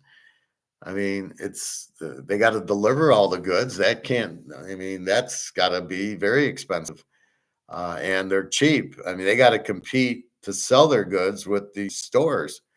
So I can go to Walmart or I can buy it on Amazon. Well, fuck, I'm going to Walmart or I'm going to these discount malls in Detroit or I'm going to, well, whatever. There used to be Hudson's, Macy's or whatever. So I can buy it there. Or I can buy it on Amazon. Well, I like clothes I want to try on. So I'm not buying them on Amazon. What do they sell? Water? Well, yeah, but I can go to Walmart and buy water. Can't be that much more. So they got really a very low price to compete, but yet they're shipping everything to you. Where do they make their money? I have no Amazon Prime. Oh yeah, they do. They do Amazon Prime. Yeah, that's why I own Amazon. Well, fuck, if I'm going to do that, I should just buy Fox or Disney or something for their thing. But I hate Disney, so I'm not going to do that. But why do I even want to get into streaming? That's ridiculous. So I end up not interested in those because the stock has jumped, but it's jumped because the government's putting money is printing money and buying those to make the economy look good. Well, if you're really stupid and we keep you really stupid, I'm the government right now. Yeah, look at the stock market's 44,000. So the economy's really good. Right? No, but you don't know because we won't teach you. We won't educate you because our schools suck. And therefore, you don't know what's going on. So we'll just tell you it's 44,000 is good for the economy. Even though the dollar, oh, by the way, this isn't worth anything, but we won't tell you that either. We'll say inflation's only 2%. So therefore, what are you worried about? Well, how do you measure inflation? Well, we just pick a number out of the air that's low. I mean, that whole thing is just ridiculous. And that's where you have to know what's really going on. And that's why we buy this, because this is the protector. And that's why we don't profit take it now, because we don't, it's still going to go up. As long as this is there, then this is going to go up. So if this is going to keep going up, why would I sell it? So why would I sell my gold at 3,000 an ounce and profit take it when it's going to 5,000 an ounce? Because as you keep doing this, all the central banks, all the BRICS are buying the gold because they don't want to hold this. So because you flooded the world with this bullshit with your FX and your petrodollar, and now the FX nobody wants, and your petrodollar nobody wants, even Saudi Arabia doesn't want this. Now all the dollars are coming home to roost, so there's even more inflation. But none of the countries want to hold your dollar. They all want to hold gold. And it's just starting. So the gold price is going to go to the moon because of the demand. Yeah, the dollar's going down, but that's maybe 30-40% of it. It's the demand by the BRICS central banks buying the gold is what's kicking the price up. Because otherwise, why is silver only, I just showed you $23 and now it's $32? Why isn't silver at 1,000 if it's the dollar going down? Gotcha, alligator. You think you're a big star legend, whatever the fuck he thinks he is, and he doesn't get the most basic thing. It's the demand for it. So I want to show you a video of some professor that I absolutely, this is the problem, right? I nailed the problem.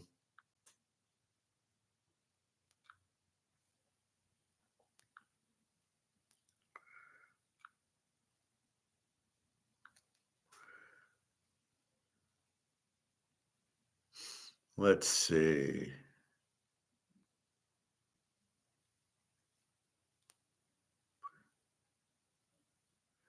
Okay, it's this guy. I have not. He's a Keynesian. I'm going to warn you, but I just want to it's a 5-minute video, but we won't even want to go there. We just want to go like a minute or two. Anyway, this guy, how does he get 600,000 views and I don't get 600,000? So this guy is the problem. He's some idiot Keynesian. For it TV, the world is thinking. I ended up meeting the woman, fascinating woman. Actually, what I ended up talking to her about was about business, because I'd been, after Freakonomics came out, I was anointed as a business expert. And so a lot of CEOs would call me and try to hire me. So I'd had a chance to talk to a lot of CEOs. But once I talked to this prostitute about her data for about 10 minutes, I thought, my God, I've got another 30 minutes of brunch. I got to kill topics. So I just talked to her the same way I talk to CEOs, asking her about her business or industry.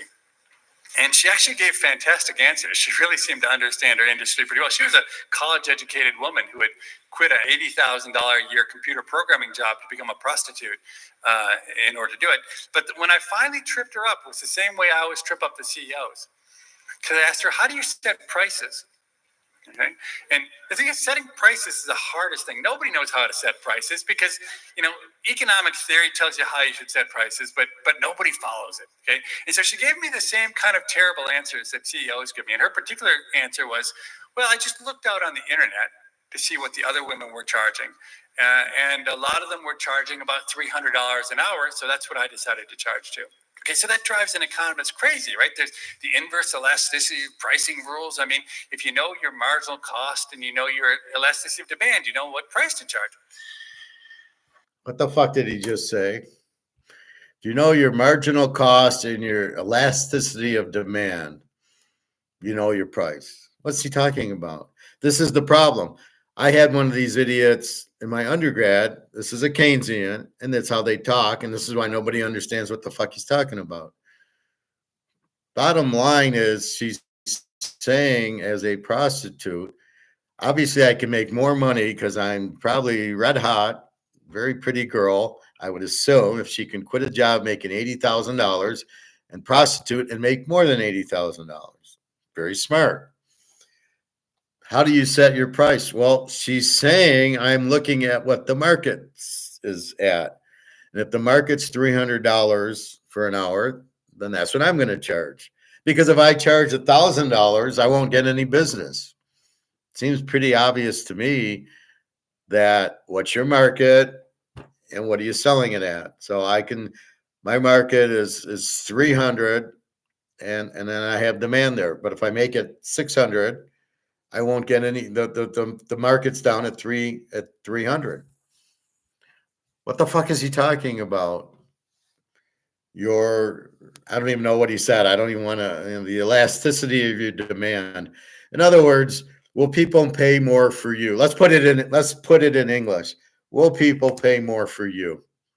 What can you charge that people will pay? She's saying, well, all the other girls are 300. People will pay 300. Can I charge 400? Possibly. Can you get to the inelastic demand? Fuck, you can't do that. It's not easy.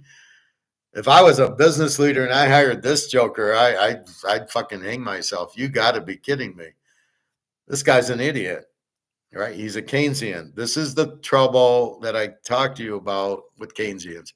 Could anybody follow what he said? I barely could follow it. The elastic and inelastic basically means what will people pay for your service? And she said, based on what I'm seeing guys pay the other girls, it's $300. Because if they could get $500, they would. Now, if you're real classy, I guess, and you offer other services than that, maybe you could get more. Right? Maybe you could get, you're real beautiful and you'll be the girlfriend, you'll be this, you'll be that, and people would be willing to pay for it. That would be it. But how do you understand what the demand is? You don't, right? The elastic, I hate that word. What does that fucking mean? Talk in English. Talk so people understand what the fuck you're saying, because nobody understands what you just said. And the girl obviously is charging what she feels the market will bear. Again, Austrian economics blows away Keynesian economics. Oh, you can easily come up with your price. What was it? The average, let's listen to this.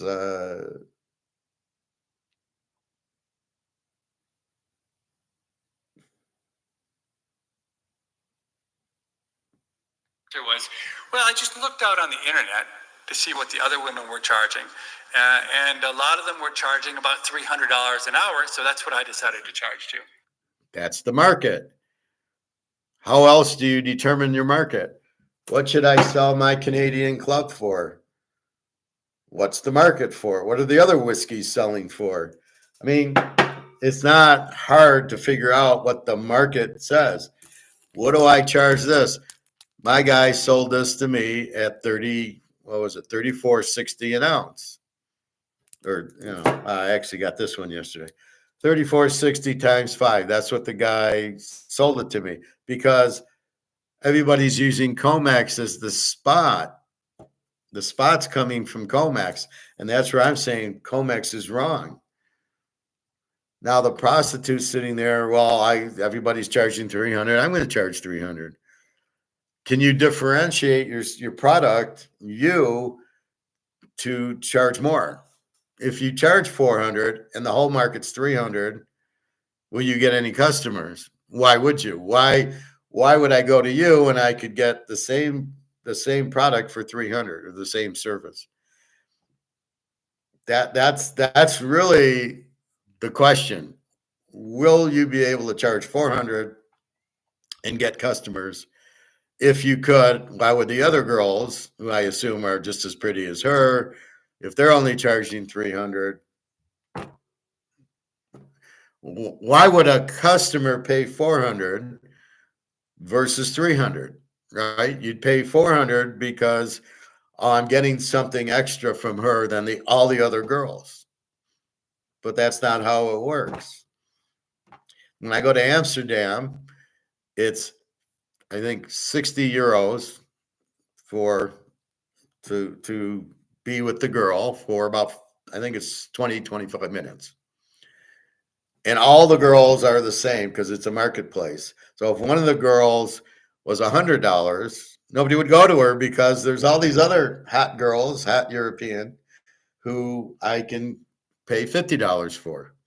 So why would I pay you $100? There's too much competition.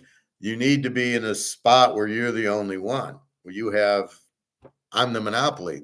I'm the only girl here. So she needed to find a place where she was not having any competition, then she could charge more. But in a marketplace with competition, you can't charge more. Oh, the idiot didn't say that, did he? All right, let's continue. Okay, so that drives an economist crazy, right? There's the inverse elasticity pricing rules. I mean, if you know your marginal cost and you know your elasticity of demand, you know what price to charge. You know your marginal cost. Her cost is nothing. What kind of cost does she have? Maybe she needs a room. Depending on where it is. Okay. I assume all the other prostitutes have the same cost. They all have the same rooms, similar. And the elasticity of demand, whatever the fuck that means. So the demand, see, I know that's a Keynesian. That's what the guy at the bank tried to tell me, was the elasticity and inelasticity. And I told him, I don't talk Keynesian. Have you ever heard me say that? And yet I teach you economics pretty fucking good. What's he talking about? The elasticity of demand. Well, how badly people want it and how much of competition is there. So if there's 100 girls and they're all charging $300, you can't charge $400. Because I can go to these other. The competition drives the price down. Unless she's the only one, if she's the only one in a different spot and there's nobody else, then she could charge more. He totally misses that point. He doesn't understand. This is the problem with Keynesian. And God forbid, he said he goes and meets with CEOs or CEOs, CFOs, whatever. These are probably companies. He probably does Tesla, right? You got to understand the market. You got to understand the competition and what it pays. How do I sell my Montana card? Well, if I go on eBay and they're all selling for $100,000, I guess that's what I got to put. If I put this card out for $500,000, do you think I'm going to get anybody to buy it? No, because I can go spend $100,000 and get the same card for $5,000. My what marginal cost is nothing. I already bought it for $100. My elasticity of demand is what the fucking market will sell it for. If everybody's selling it for 100, I can't try to sell it for 2. Who in their right mind would give me 2? Let's say it's PSA 10. Who would give me 200 grand when they can buy it for 100? That's what competition does. Oops. That's an idiot Keynesian. Freakonomics. When I hear that, I run the other way. And yet he gets 140,000 views, or no, subscribers. He has 615,000 views. Well, okay, this is 12 years ago, but what an idiot.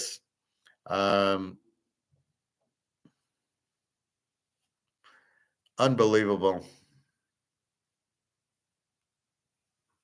So again, I stumbled on it because I was curious about what his point of view was, but then I realized he's a Keynesian.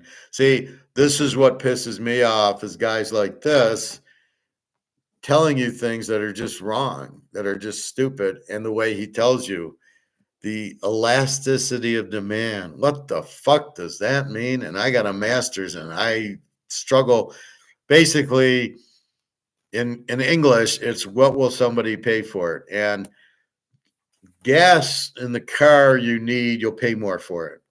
So let's keep it simple. Keep it simple, stupid. Kiss. All right. I learned that at Hiram Walker with the whiskey. The VP would say, kiss. Keep it simple, stupid. And so, in keeping it simple, stupid, it's the competition of it. So, again, the elasticity of demand is basically can you adjust prices? Do you need the product? So do I need gas in the car? Absolutely. I will pay more for it, but there is heavy competition. So, you fill up for here, I can fill up for like $2.90 to fill up my gas, and all these gas stations, and they're all pretty similar within a 10 or 20 cents. I always can find the cheaper one, but that's it. That's the point. That's what elasticity means. Do you need gas? You need gas for the car. Makes it more inelastic. It doesn't matter what the price is. I will pay for it. Why don't you just fucking say that? Is there demand for the product? Do you need the product? You need to eat. It's elastic? No. You're still going to shop and buy substitute goods. And if the steak's too expensive, you buy chicken or something.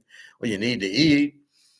But that's how you avoid the elasticity and inelasticity bullshit, whatever the fuck he's saying. The guy at the bank tried to, the inelastic of this and that. And I said, talk English, not Keynesian. I really nailed him with that. I says, I'm buying gold because the dollar's going out.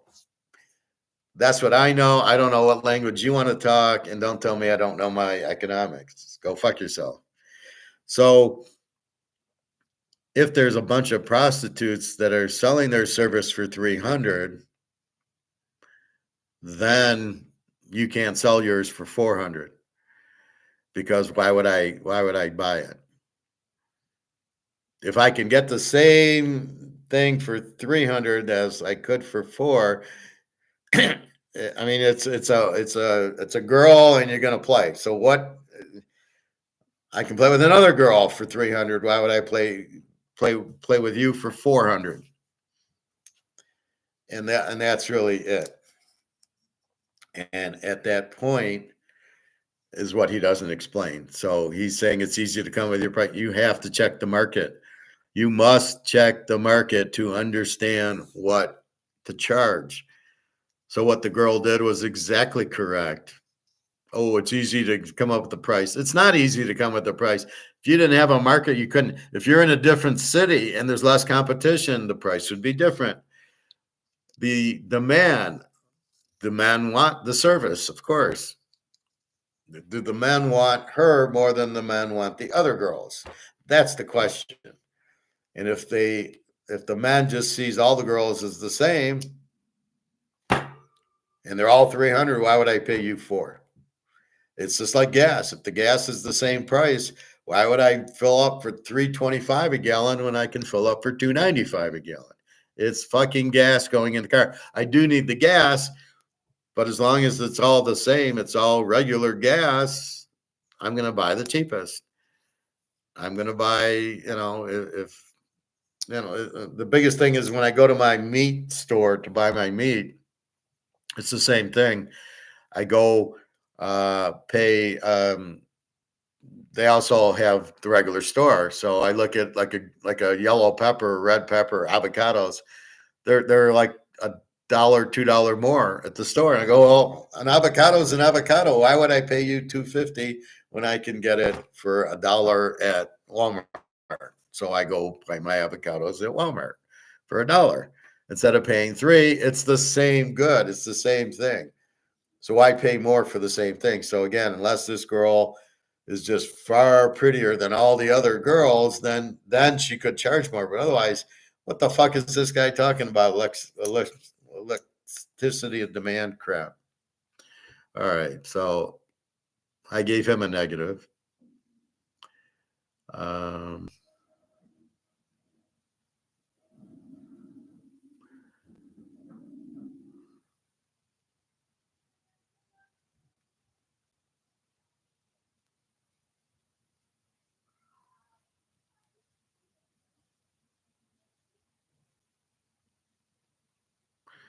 So let's see.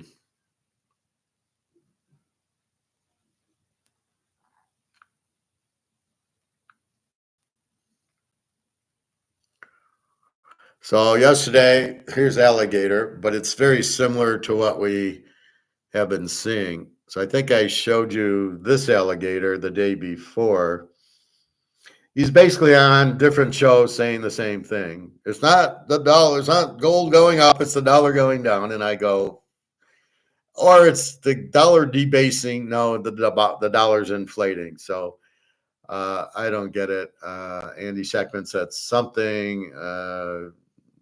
It's too late. The demand. A lot of it they're talking is the dollar going out, the gold and silver demand. So we can watch alligator a little bit yesterday.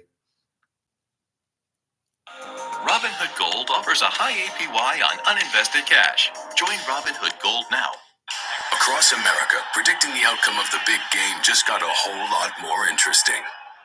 Probably surprised a lot of people that despite the price rise, the Chinese are continuing to buy. So are other central banks.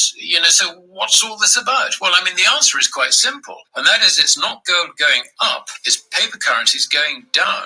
And this is very, very important. It's very important to get this message early because when the general public finally realizes that it's not the price of eggs or the price of coffee or whatever going up, but actually the purchasing power of their currency going down, then the currency is doomed.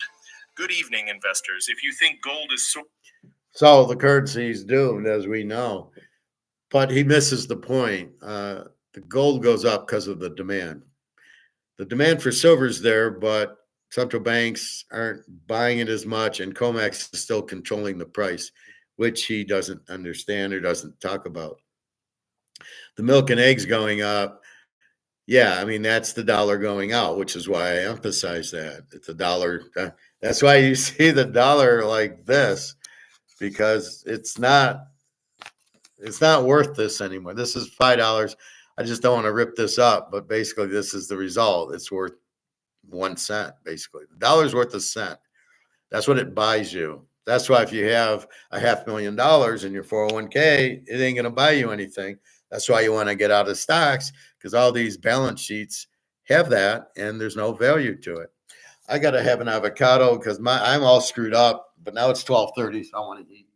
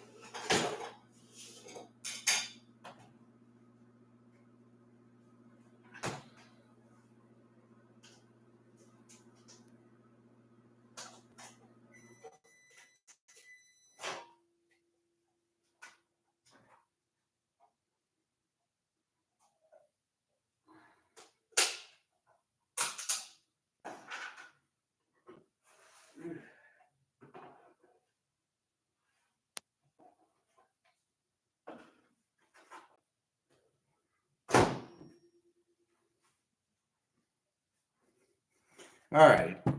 Chance to eat the General Chow yesterday for the birthday weekend. When I was growing up, we always had birthday weekends. My birthday was Friday. I just keep celebrating it the whole weekend. Enjoy. Oh my God, am I hungry? Ooh.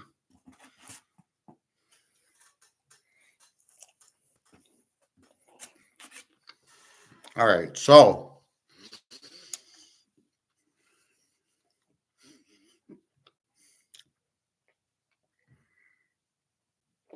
I'm not sure I understand Alligator's comment. He says, when everybody wakes up, it's over. Well, how do you know when we wake up? We've woken up. We were never asleep. We knew this since 1995 that the dollar is going out. But how do you measure it? What do? We keep going to the grocery store and buying our avocados. And at what point do we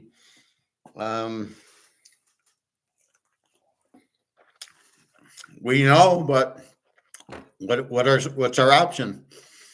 We need this to get paid and buy goods and services. Excuse me. So I'm really confused. When people discover it, well, what if you how do does the bell go off? What the hell does he mean? All right.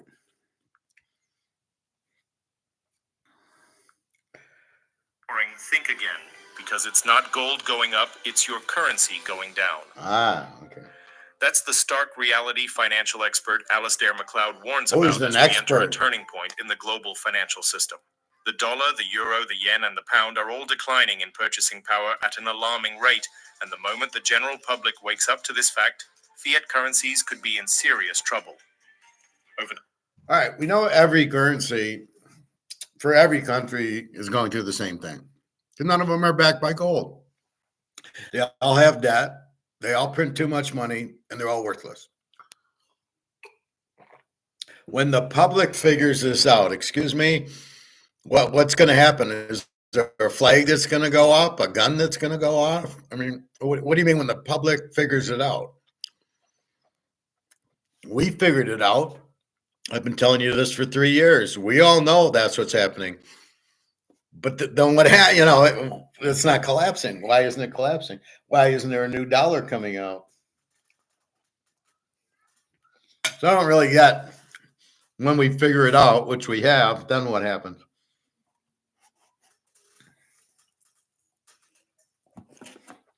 All right, let's see what other goodies the expert says. Past year, we've seen gold prices surge past $2,700 per ounce, challenging record highs. But this isn't just about gold hitting new milestones. It's about wealth preservation. Gold has been the foundation of financial stability for over 5,000 years, surviving countless economic crises.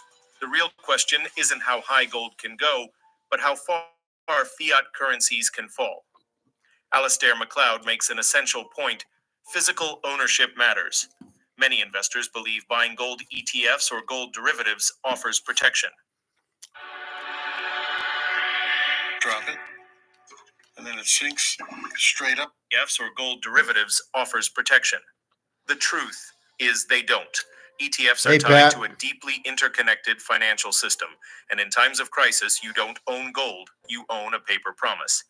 These paper assets are used by central banks and financial institutions to stabilize massive derivative positions, meaning that when a crisis unfolds, your gold ETF might not be worth what you think it is. And when the general public wakes up to it, I can tell you, the dollar, sterling, euro, yen will all be a lot lower. I put it that way, rather than saying gold is going to be a lot higher. Because if you think as an investor, you look at gold and you think, gold's gone up. I mean, as we talk, I don't know what it'll be when this is released, but as we talk, it's had a good day. I see it's up $18.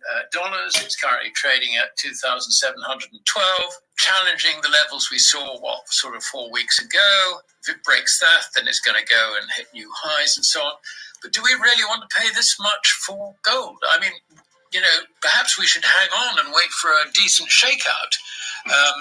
It's gone too far. But the point they miss is it's not gold going up. It's the currencies going down. Now, obviously, nothing goes down in a straight line or in an even tempo. But I think if you understand that, then you understand that really what your strategy should be is not trading it, but actually accumulating it and accumulating the physical, not paper. Now, this is a very, very important point. And of course, the whole of the investment industry has a difficulty here because gold is not a regulated investment. So how do you get it past your compliance officer? Well, the answer is you go and buy ETFs. But your problem with the ETF is you don't own the gold. And worse than that, not only do you not own the gold, you don't actually own the shares in the ETFs unless you have specifically decided to take delivery of certificates. Now, this is a very important point because the owner of, or if you like, the owner of the certificates, in effect, is, the clearinghouse, the intermediary, the big boys in the middle, basically, who guarantee settlement, Euroclear, whatever. And why have they got it? Well, I mean, the answer is quite simple. You've got a huge, great derivative mountain, which is absolutely enormous. And the fear is that at some stage we get a crisis and that could be jeopardized. So what they want is they want your stock to have as collateral to deliver in order to ensure that that whole mountain of deliveries of derivatives doesn't collapse. So, as we're saying, you want to own physical. Well, we've made that message really clear. You don't want to own ETFs or paper. You don't even own the ETF or your stocks or the money in the bank. Somebody else owns it. We know the collapse is close because you can see gold going. Let me read Pat. Well, thank you. Happy birthday to you, Pat, also. As I was saying, I do a birthday weekend, so I'm still birthdaying it. Gold is going straight up, periodic supply and demand. Well, what it is the demand's huge. It's not the dollar going down causing the gold price to go up. It's the demand causing the gold price to go up. As I've been saying, alligator is not understanding it's the demand pushing the gold price up because the dollar is worthless. So as people are realizing the dollar has no value, and it's mostly the BRICS central banks, they are buying gold hand over fist. And as Pat's saying, yes, it's going straight up. There's no profit taking involved or needed because it's just starting to go up. So you don't want to profit take. You want to just buy as much physical as you can. And that's why this is my birthday gift is 5 ounces of silver. So you want to be Rumpelstiltskin. You want to get out of this in the gold and silver. And right now I showed you the gold was $2,000 in September 23 is now $3,000 for the ounce at my guy's gold store in, from September to March 2025. So a year and a half. And in the next year and a half, it'll probably be 7,000 or 8,000. And then you're going to be kicking yourself going, fuck, I could have, if I would have listened to Professor and bought it at 2,000, it'd be $3,000. I make $1,000 an ounce. If you have 100 ounces, you just made $100,000. But now you're going to go, oh, shit, I could have bought it at 3,000 and then watch it go to 7. And you're going to kick yourself for not buying it at 7.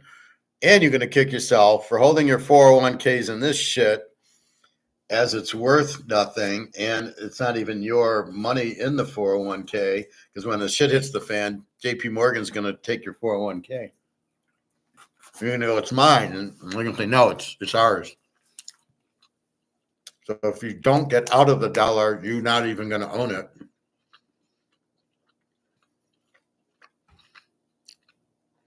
You bought silver for your birthday. I would have bought gold, but, I'm not working. So, well, I guess I am. I'm letting the gold do my work for me. That's the ironic thing is, so every $100 that goes up, you make about $7,000, $8,000. So if you have 70 ounces of gold, every 100 goes up, you make 7,000. But it's unrealized because, like, so every $100 this goes up, I make I got 5 ounces. But you don't really, in my mind, I've got 5 ounces of silver. I'm not looking at the value. I'm not looking, 5 times 35, whatever, 5 times 50, 5 times 100. I'm not even looking at that. I'm just going, I got 5 ounces of silver. I know it's a good thing to have. I know it's incredibly undervalued, and they're using COMEX as the pricing mechanism, which is totally bullshit, totally fixed, not free market, not the prostitute with the demand, what do they call it, the inelastic demand. I mean, what an idiot. But good for you, Pat. Happy birthday. Enjoy. All right. Let's go back to Mark. That's why serious investors aren't just buying gold, they're accumulating physical metal. But here's where it gets even more interesting. Silver is the real opportunity of 2025. Historically, the gold to silver ratio has hovered around 15 to 1. Today, it's an astonishing 85 to 1, a level that makes no sense given silver's fundamental value. This suggests that silver is significantly undervalued and could be poised for massive gains. Unlike gold, silver has a dual purpose. It is a monetary metal historically used as currency, but it is also an industrial necessity. Silver is critical. All right. So first of all, we don't give a shit about the ratio. The reason gold's gone up is because Basel III and Tier 1 for gold, and it's not there for silver. So COMEX keeps the price down. That's where you get the ratio, is because it's price fixed. Oops, you forgot to mention that. That's the problem with it. And that's what you must realize. The silver is worth so much more. And you can't get frustrated like Luke does and say, oh, why isn't silver up? Where has Luke been? I haven't heard from him. He wants to get to Capitol Grill when gold hits 3,000. It's going to be this week. Anyway, we know it's price fixed. We know that COMEX, JP Morgan is keeping the price down. Now, they'll say it's to compete with the dollar, and I say it's bullshit. Bitcoin's 80, 90,000 a coin, a gigawatt or whatever. It's nothing. You can't even, it's not a coin. Why isn't that competing with the dollar? So it's bullshit that gold or silver going up would have any bearing on the dollar. Nobody's dumping right now. Nobody's dumping it for that. And if they do, they do. It doesn't matter. There's still gold and silver out there. So that's all bullshit. But that's the price control, which he doesn't get. Oh, the ratio will just magically go to 10 to 1. Well, when COMEX gets out of the way, there will be a horde of buying of silver at this cheap price, which is already happening, but we'll get the price recognition when we get off of COMEX onto the Shanghai and Russian metals exchange, getting the physical price, which will be probably somewhere in the 1,000 to 1,500 range. All we got to do is wait for that to happen. So right now, it's our birthdays, and I go in and I buy this, and I bought 5 more ounces. As I said, I bought 10 ounces, and it cost me a whopping $340, which 1 ounce will be $340 soon. So I thank the store owner for keeping the price cheap. Pat, Rumpelstiltskin turning paper into money. You like that one? I love that one. I'm dancing when I leave the store. Yeah, same as me. We understand this secret that the price is nowhere close to it.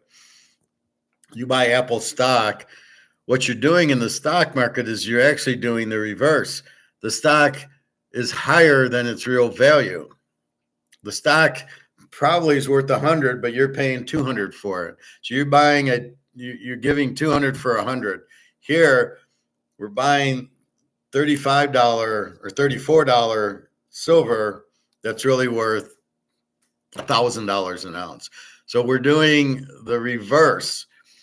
You're overpaying for the stocks and the Bitcoin, and we're underpaying for the silver and the gold.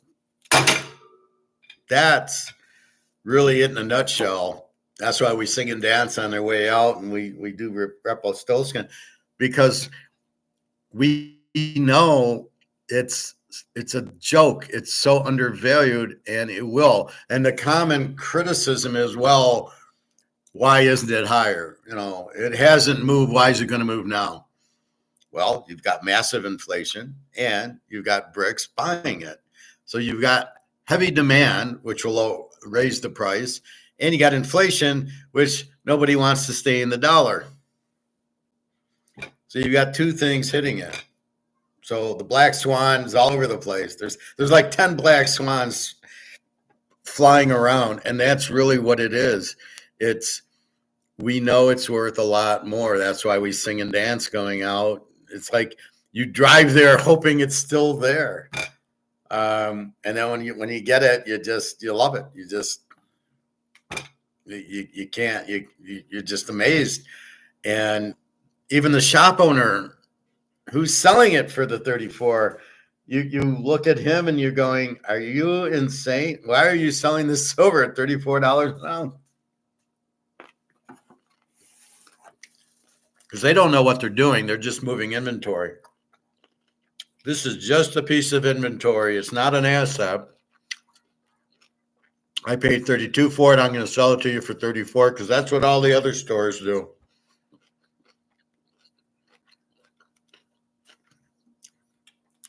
And his hands are tied. It's not like he could sell it. So me and Pat had a store,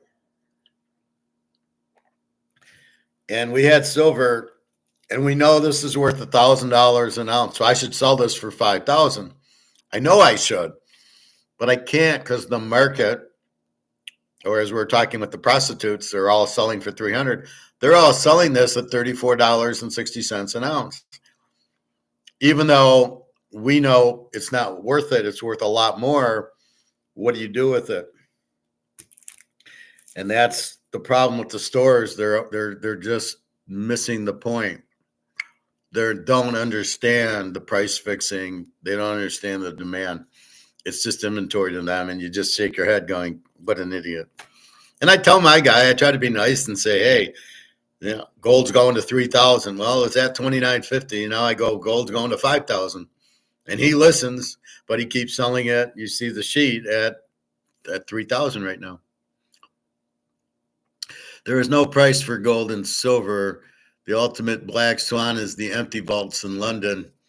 Well, we don't know as I say, the demand for gold and silver is here, but COMEX is here. So we don't know what this price is because in a marketplace, you sell something and there's buyers, you get like my Canadian club, my Montana rookie card. Montana rookie card, the price is $100,000 and there is demand for it. But my Canadian club, again, my 12-year, this is, let's say, $75 and people are buying it. You got the market. You know the price. In gold and silver, though, people will pay. Silver, if this was $100 an ounce, I would have bought it yesterday, happily. So because COMEX is fixed, you don't know what this is. And that's what Pat's saying. We don't know the price of this. However, we know it's up here and we know COMEX is down here. And we know this price is not the free market price.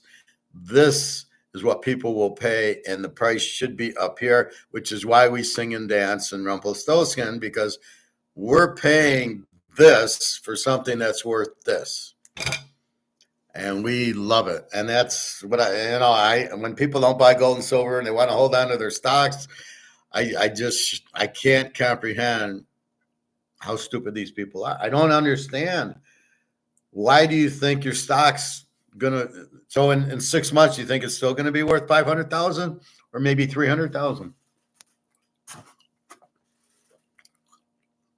They're insecure and they're scared. You don't want to hear reality.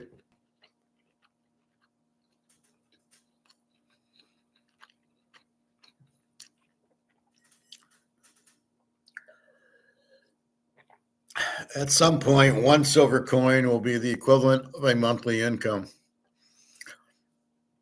Probably more. It's so limited. But the key to this, I'll show you. I saw Philharmonic yesterday. I love these. Look how shiny this is. This is so shiny.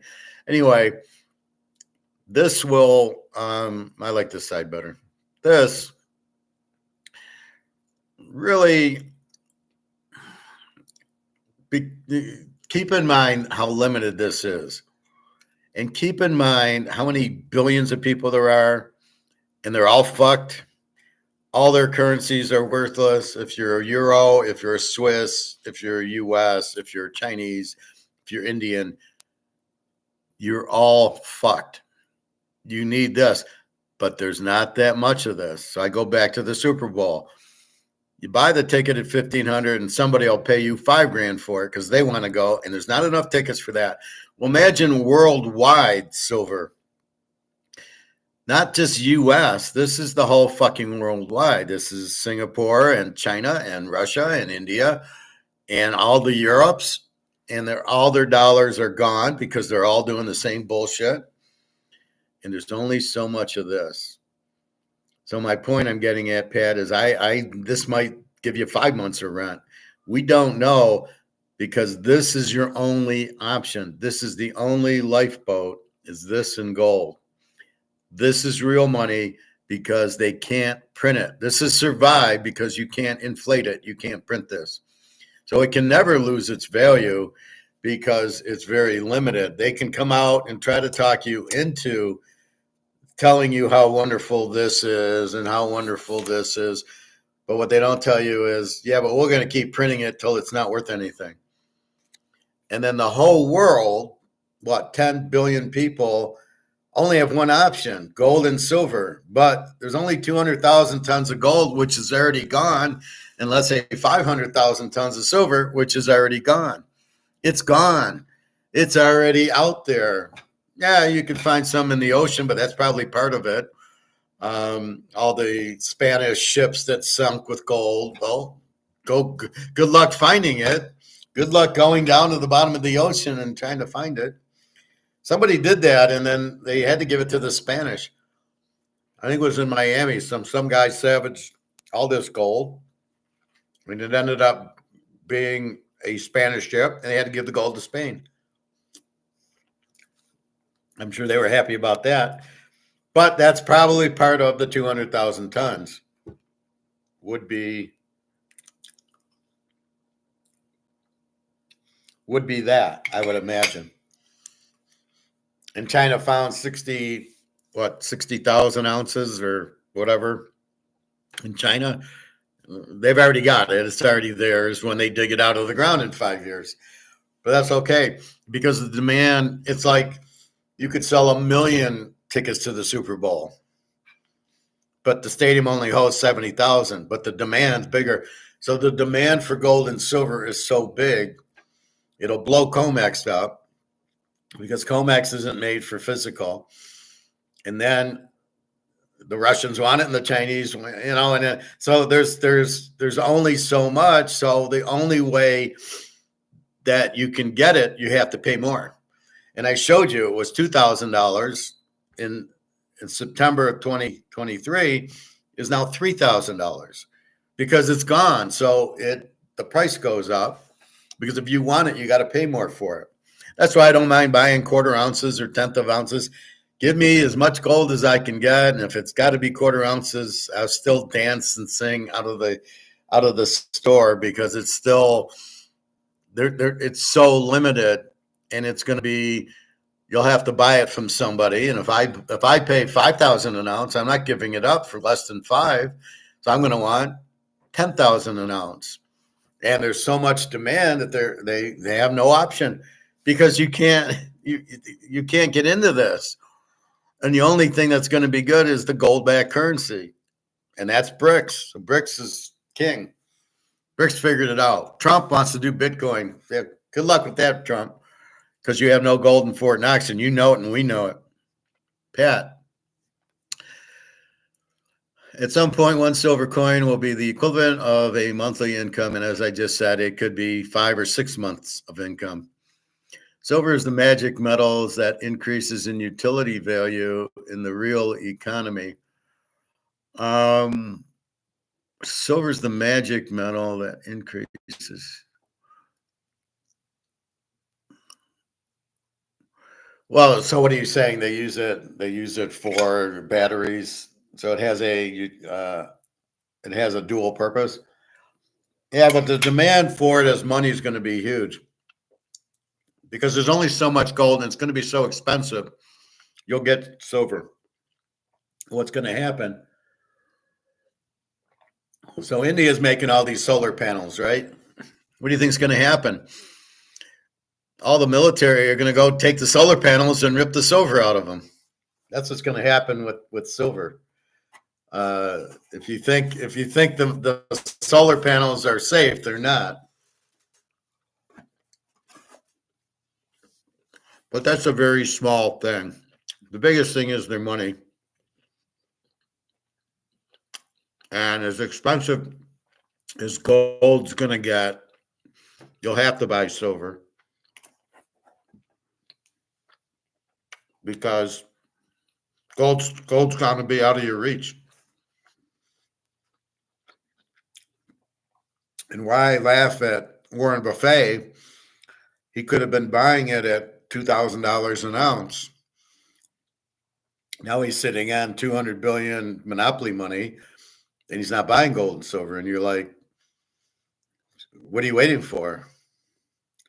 So that's why I make fun of him. He's an idiot because this is clear and obvious what's happening and what's going to happen and where the end game is. All of a sudden, everybody's saying end game. We're all playing chess, I guess, and that's what's happening. So you see it. Why would you wait to buy gold and silver for the price to go up? Only if you don't know what's happening. At the end of the day, he won't be able to buy it anyway because it'll be gone and nobody's going to want his money.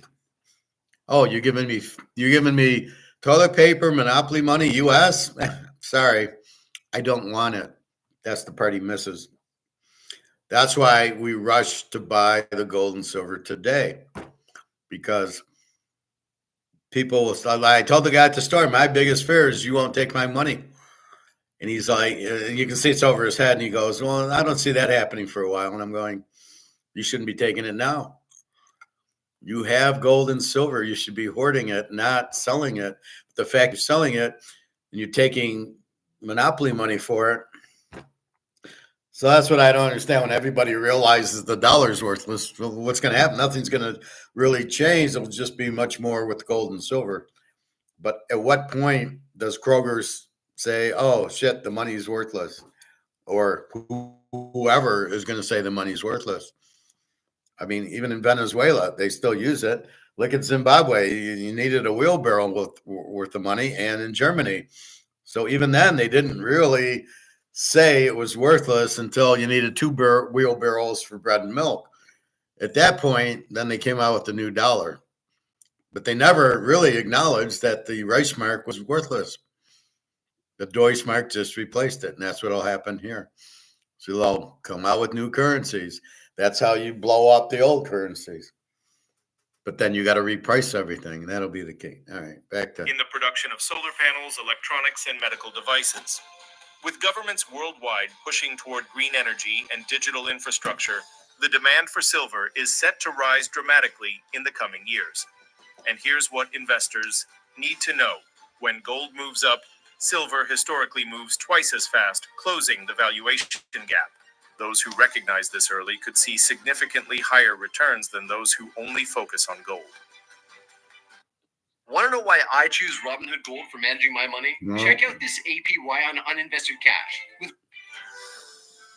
Coin and bars, both gold and silver. Silver I regard as gold on steroids because, I mean, the gold-silver ratio is just crazy. I mean, at 85 or something as we speak. This is nonsensical. I mean, I don't see it going back down to the sort of 15, 16, if you like, when when silver was treated or valued as money.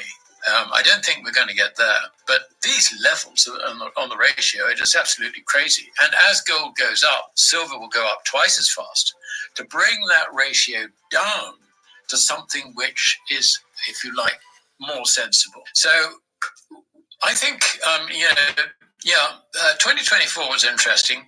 2025 is going to get even more interesting, I think. I would see these currencies, the fiat currencies, going down in 2025, at least as much as they've gone down in terms of their purchasing power, measured against real money, which is gold.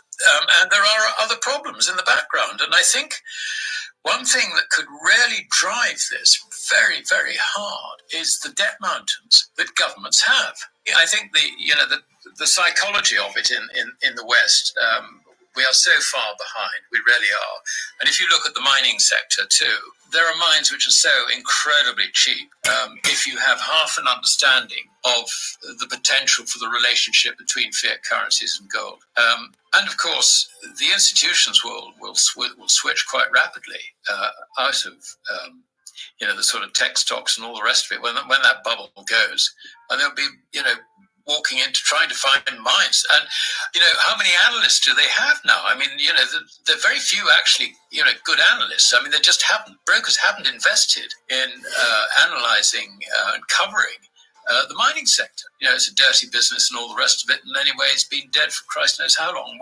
Why chuck good money after bad has been the approach. I can see that there's going to be some very, very big shifts, if you like, in the entire investment scene in 2025. It's very interesting times, I think. Very interesting. I mean, interesting in the sense that, we'll be watching, it's rather like a public execution. You'll be watching people dangling on an end of a rope, sort of speculating how long they're going to be twitching.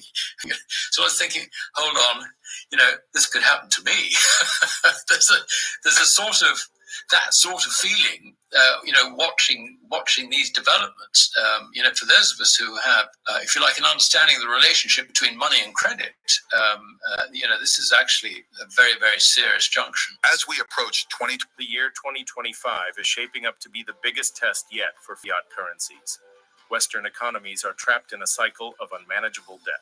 In the United States, federal debt has now surpassed $36 trillion, with interest payments consuming more and more of the national budget. Other G7 nations are facing similar dilemmas. With rising debt and slowing economic growth, the only solution left for central banks is currency devaluation. McLeod warns that 2025 could be the tipping point. Central banks will likely resort to aggressive money printing, inflating their way out of debt. The problem is that this will only accelerate the loss of purchasing power. And when people realize that it's not the price of goods going up, but the value of their money going down, it could trigger a full-blown confidence crisis in fiat currencies. The response will be a massive flight into tangible assets. Investors who secure gold and silver before the rush will be in the best position to preserve their wealth. But there's another piece to this puzzle, one that most institutional investors have ignored for years: the mining sector. Precious metals. Mining companies have been largely overlooked because as I've stated, the problem is their inventory will be gone. Because as these companies are looking for gold and silver, and they won't go to comex because comex doesn't have it, they will go to the mines. They'll go to Newmont Mining and say, give me 10,000 tons of your gold or 10,000 tons of your silver. That'll deplete all their inventories. And if their inventory is gone, their stock will have no value because you're basing the stock value on the inventory. They're not going to find 10,000 tons of new gold and silver. So I don't believe the stocks are the place to go. Again, stocks, very hard to. Who's going to go into the stock market? And the stock market collapses because people will need money. who's going to want to buy stocks? And I'm not going to stock. It's like Musk's little rocket ship that blew up. Who's going to stand in line to get on his next rocket? Yeah, didn't it blow up? Yeah, I don't want to go on your ride. And who the fuck wants to go? Where are you going to go? We're going to go to Jupiter?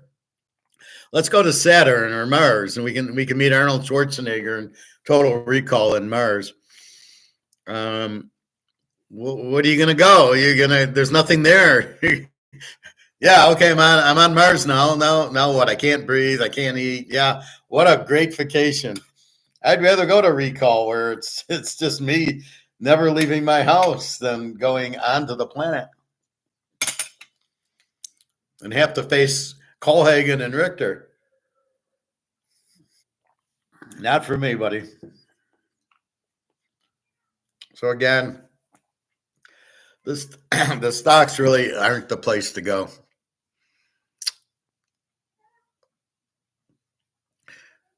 So I think I gave you a pretty good, thorough understanding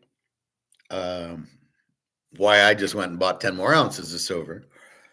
I would have bought a 10. You just had some ounces, and they were 3,000. And I don't know how long I'll need my dollars. So I kind of, for emergencies or if I want to go on a vacation or Daria needs something, I have dollars. And the only reason I have dollars is because I don't want to sell my gold at this cheap price. If I can only get 3,000 for the gold, I don't want to sell it. So I have money in the safe, but I don't want to take $3,000 out to buy the gold. I want to, but 10 ounces of silver is $300 is not a problem. And like I said, I went and played poker. So if I survived the poker, then I was going to buy silver, and I survived it, and off I go, which is good.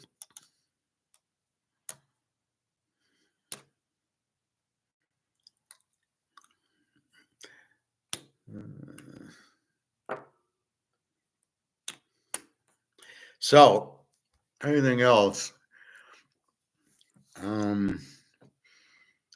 be smart, understand what's happening, understand COMEX is price fixed by JP Morgan, because really what the key is, the banks are going under. I thought I had one.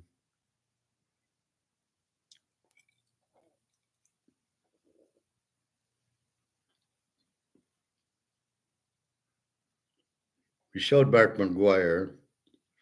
We showed SpaceX blowing up. And Egon. There's an Andy McGuire, Andy Scheckman, but it's similar to what we already watched. So that's about it. So we want physical. We want gold and silver. We want to Rumpelstiltskin we want to turn monopoly money into gold and silver while they'll still take it. So you're kind of in a hurry for two reasons. They're just selling inventory to pay their bills. And they don't understand that their inventory is worth a whole lot more than what they're selling it for. And they just think, well, that's what everybody on COMEX is selling it for, so therefore that's what I have to sell it for. And they don't get it. So we take advantage and we just buy. And we buy and hold because it is not time to profit take. Profit taking is when you think the price is when you could lose and you want to get out because you made money before you lose. And we are nowhere close to losing with gold or silver.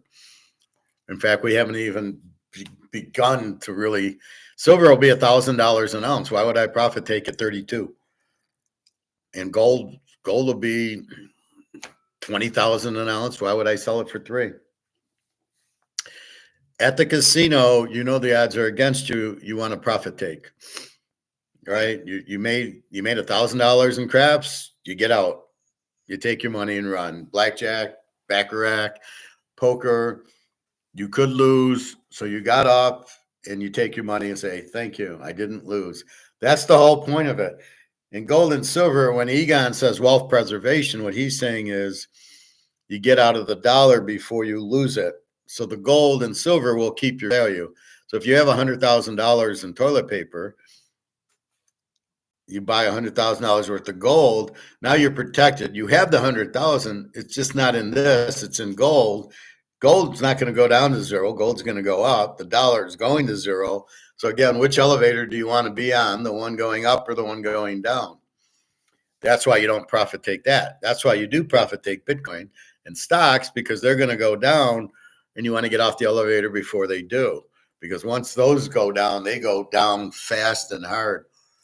Stock market crashed in 1929 with tariff acts, and we got tariff acts again. Oh my God. It's just, but we understand what's going to happen. In 1929, they, I'm sure, didn't teach Austrian economics, so people didn't get. However, I see 5 or 6 millionaires who shorted the market. So was it real or was it fixed that they knew the market was going to crash and they got out and they shorted it and they made money? So they obviously knew something. Maybe they knew the banks were collapsing, but they knew something was going to happen. And the Keynesians came in 1932, and we had 15 years of depression. Depression shouldn't last more than a year. If you just get out of the fucking way and keep the government out of it, just let the market run. That's why it's called the invisible hand, or laissez-faire. Leave the market alone. Get the government the fuck out, because you can't control the market. The market controls itself. Nobody can control me to go buy my avocado and my General Chow. You can't control that. So you can't control if I buy a Montana rookie or not. That's the key to it. You can't try to control that market, the government. Only I can control what I want. So you just get out of the way and let the market fix itself. And the reason the market got all screwed up is the government intervened. And the government did tariffs. And if the government would have not done tariffs, you would never have had a depression or a recession. And probably you would not have had World War II, where millions and millions of people died. It's all because the fucking government got involved and decided to do tariffs, which raised the costs, which caused depressions all over the world. That's what happens when the government gets involved. And that's what you don't want. And you got to get away from that. All right. Anything else? I am punchy because it's 1:19, it's 2:19. I got up at 9, it's 10. So I got to get to the pool. They close at 4:30, so I'll leave at about 3. I need to recharge the battery a little bit. And so that was it. My birthday gift was the Batman movie, season 8, 24, and Kelly's Heroes, which I keep wanting to watch. And then 10 ounces of silver. So that's my birthday, which I'd say the last 5 years, my birthday has been consistent of buying gold or buying silver, usually. And that's it. So go enjoy. This daylight savings is ridiculous. So understand, you must own physical, and the monopoly money is worthless and gold is not. So you must understand, if you do have 500,000 in a 401k, it will go to zero. You need to get out of this, and you need to get into physical gold and silver to protect yourself, because that won't go down because they can't print it. You can never inflate. They're trying to inflate it with paper, right? These paper derivatives from comex, right? They flood the market with paper, gold, and silver. That's why you must own physical. And everybody realizes it. And that's why comex is blowing up, because they're all buying physical gold and silver. And comex doesn't have it. So they're fucked. And there goes the price. So we'll see the price continue to go. I think once it gets over 3,000, you'll see 3,500 pretty quickly. And that's it. So I think that's where we're at. So be good. Have a good day. It's still kind of chilly here. And that's it. So we all understand the whole problem here. NFL, I really didn't get into much. There's really not much going on. Basically, real touch base real quickly on like teams like the Lions. They spent money in the wrong places. they're arguing about salary cap and all this shit.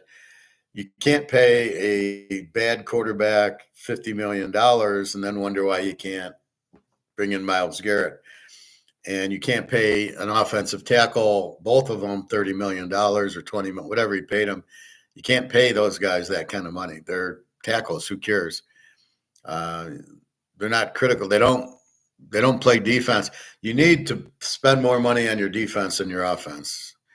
And again, teams like the Lions don't understand that. Baltimore, Cincinnati. This is why they're not in the Super Bowl, is they don't have the defense. Lawrence Taylor, yeah, the 85 Bears, yeah, they won with their defense. So anyway, that's what it is. We'll talk more sports tomorrow. Anyway, have a nice day. It's daylight saving, so it's 2:22 EST, not 1:22 as it should be. So relax and enjoy yourself. Have a good day. Go buy gold and silver, and you can relax. All right. Take care, everybody. Have a nice day.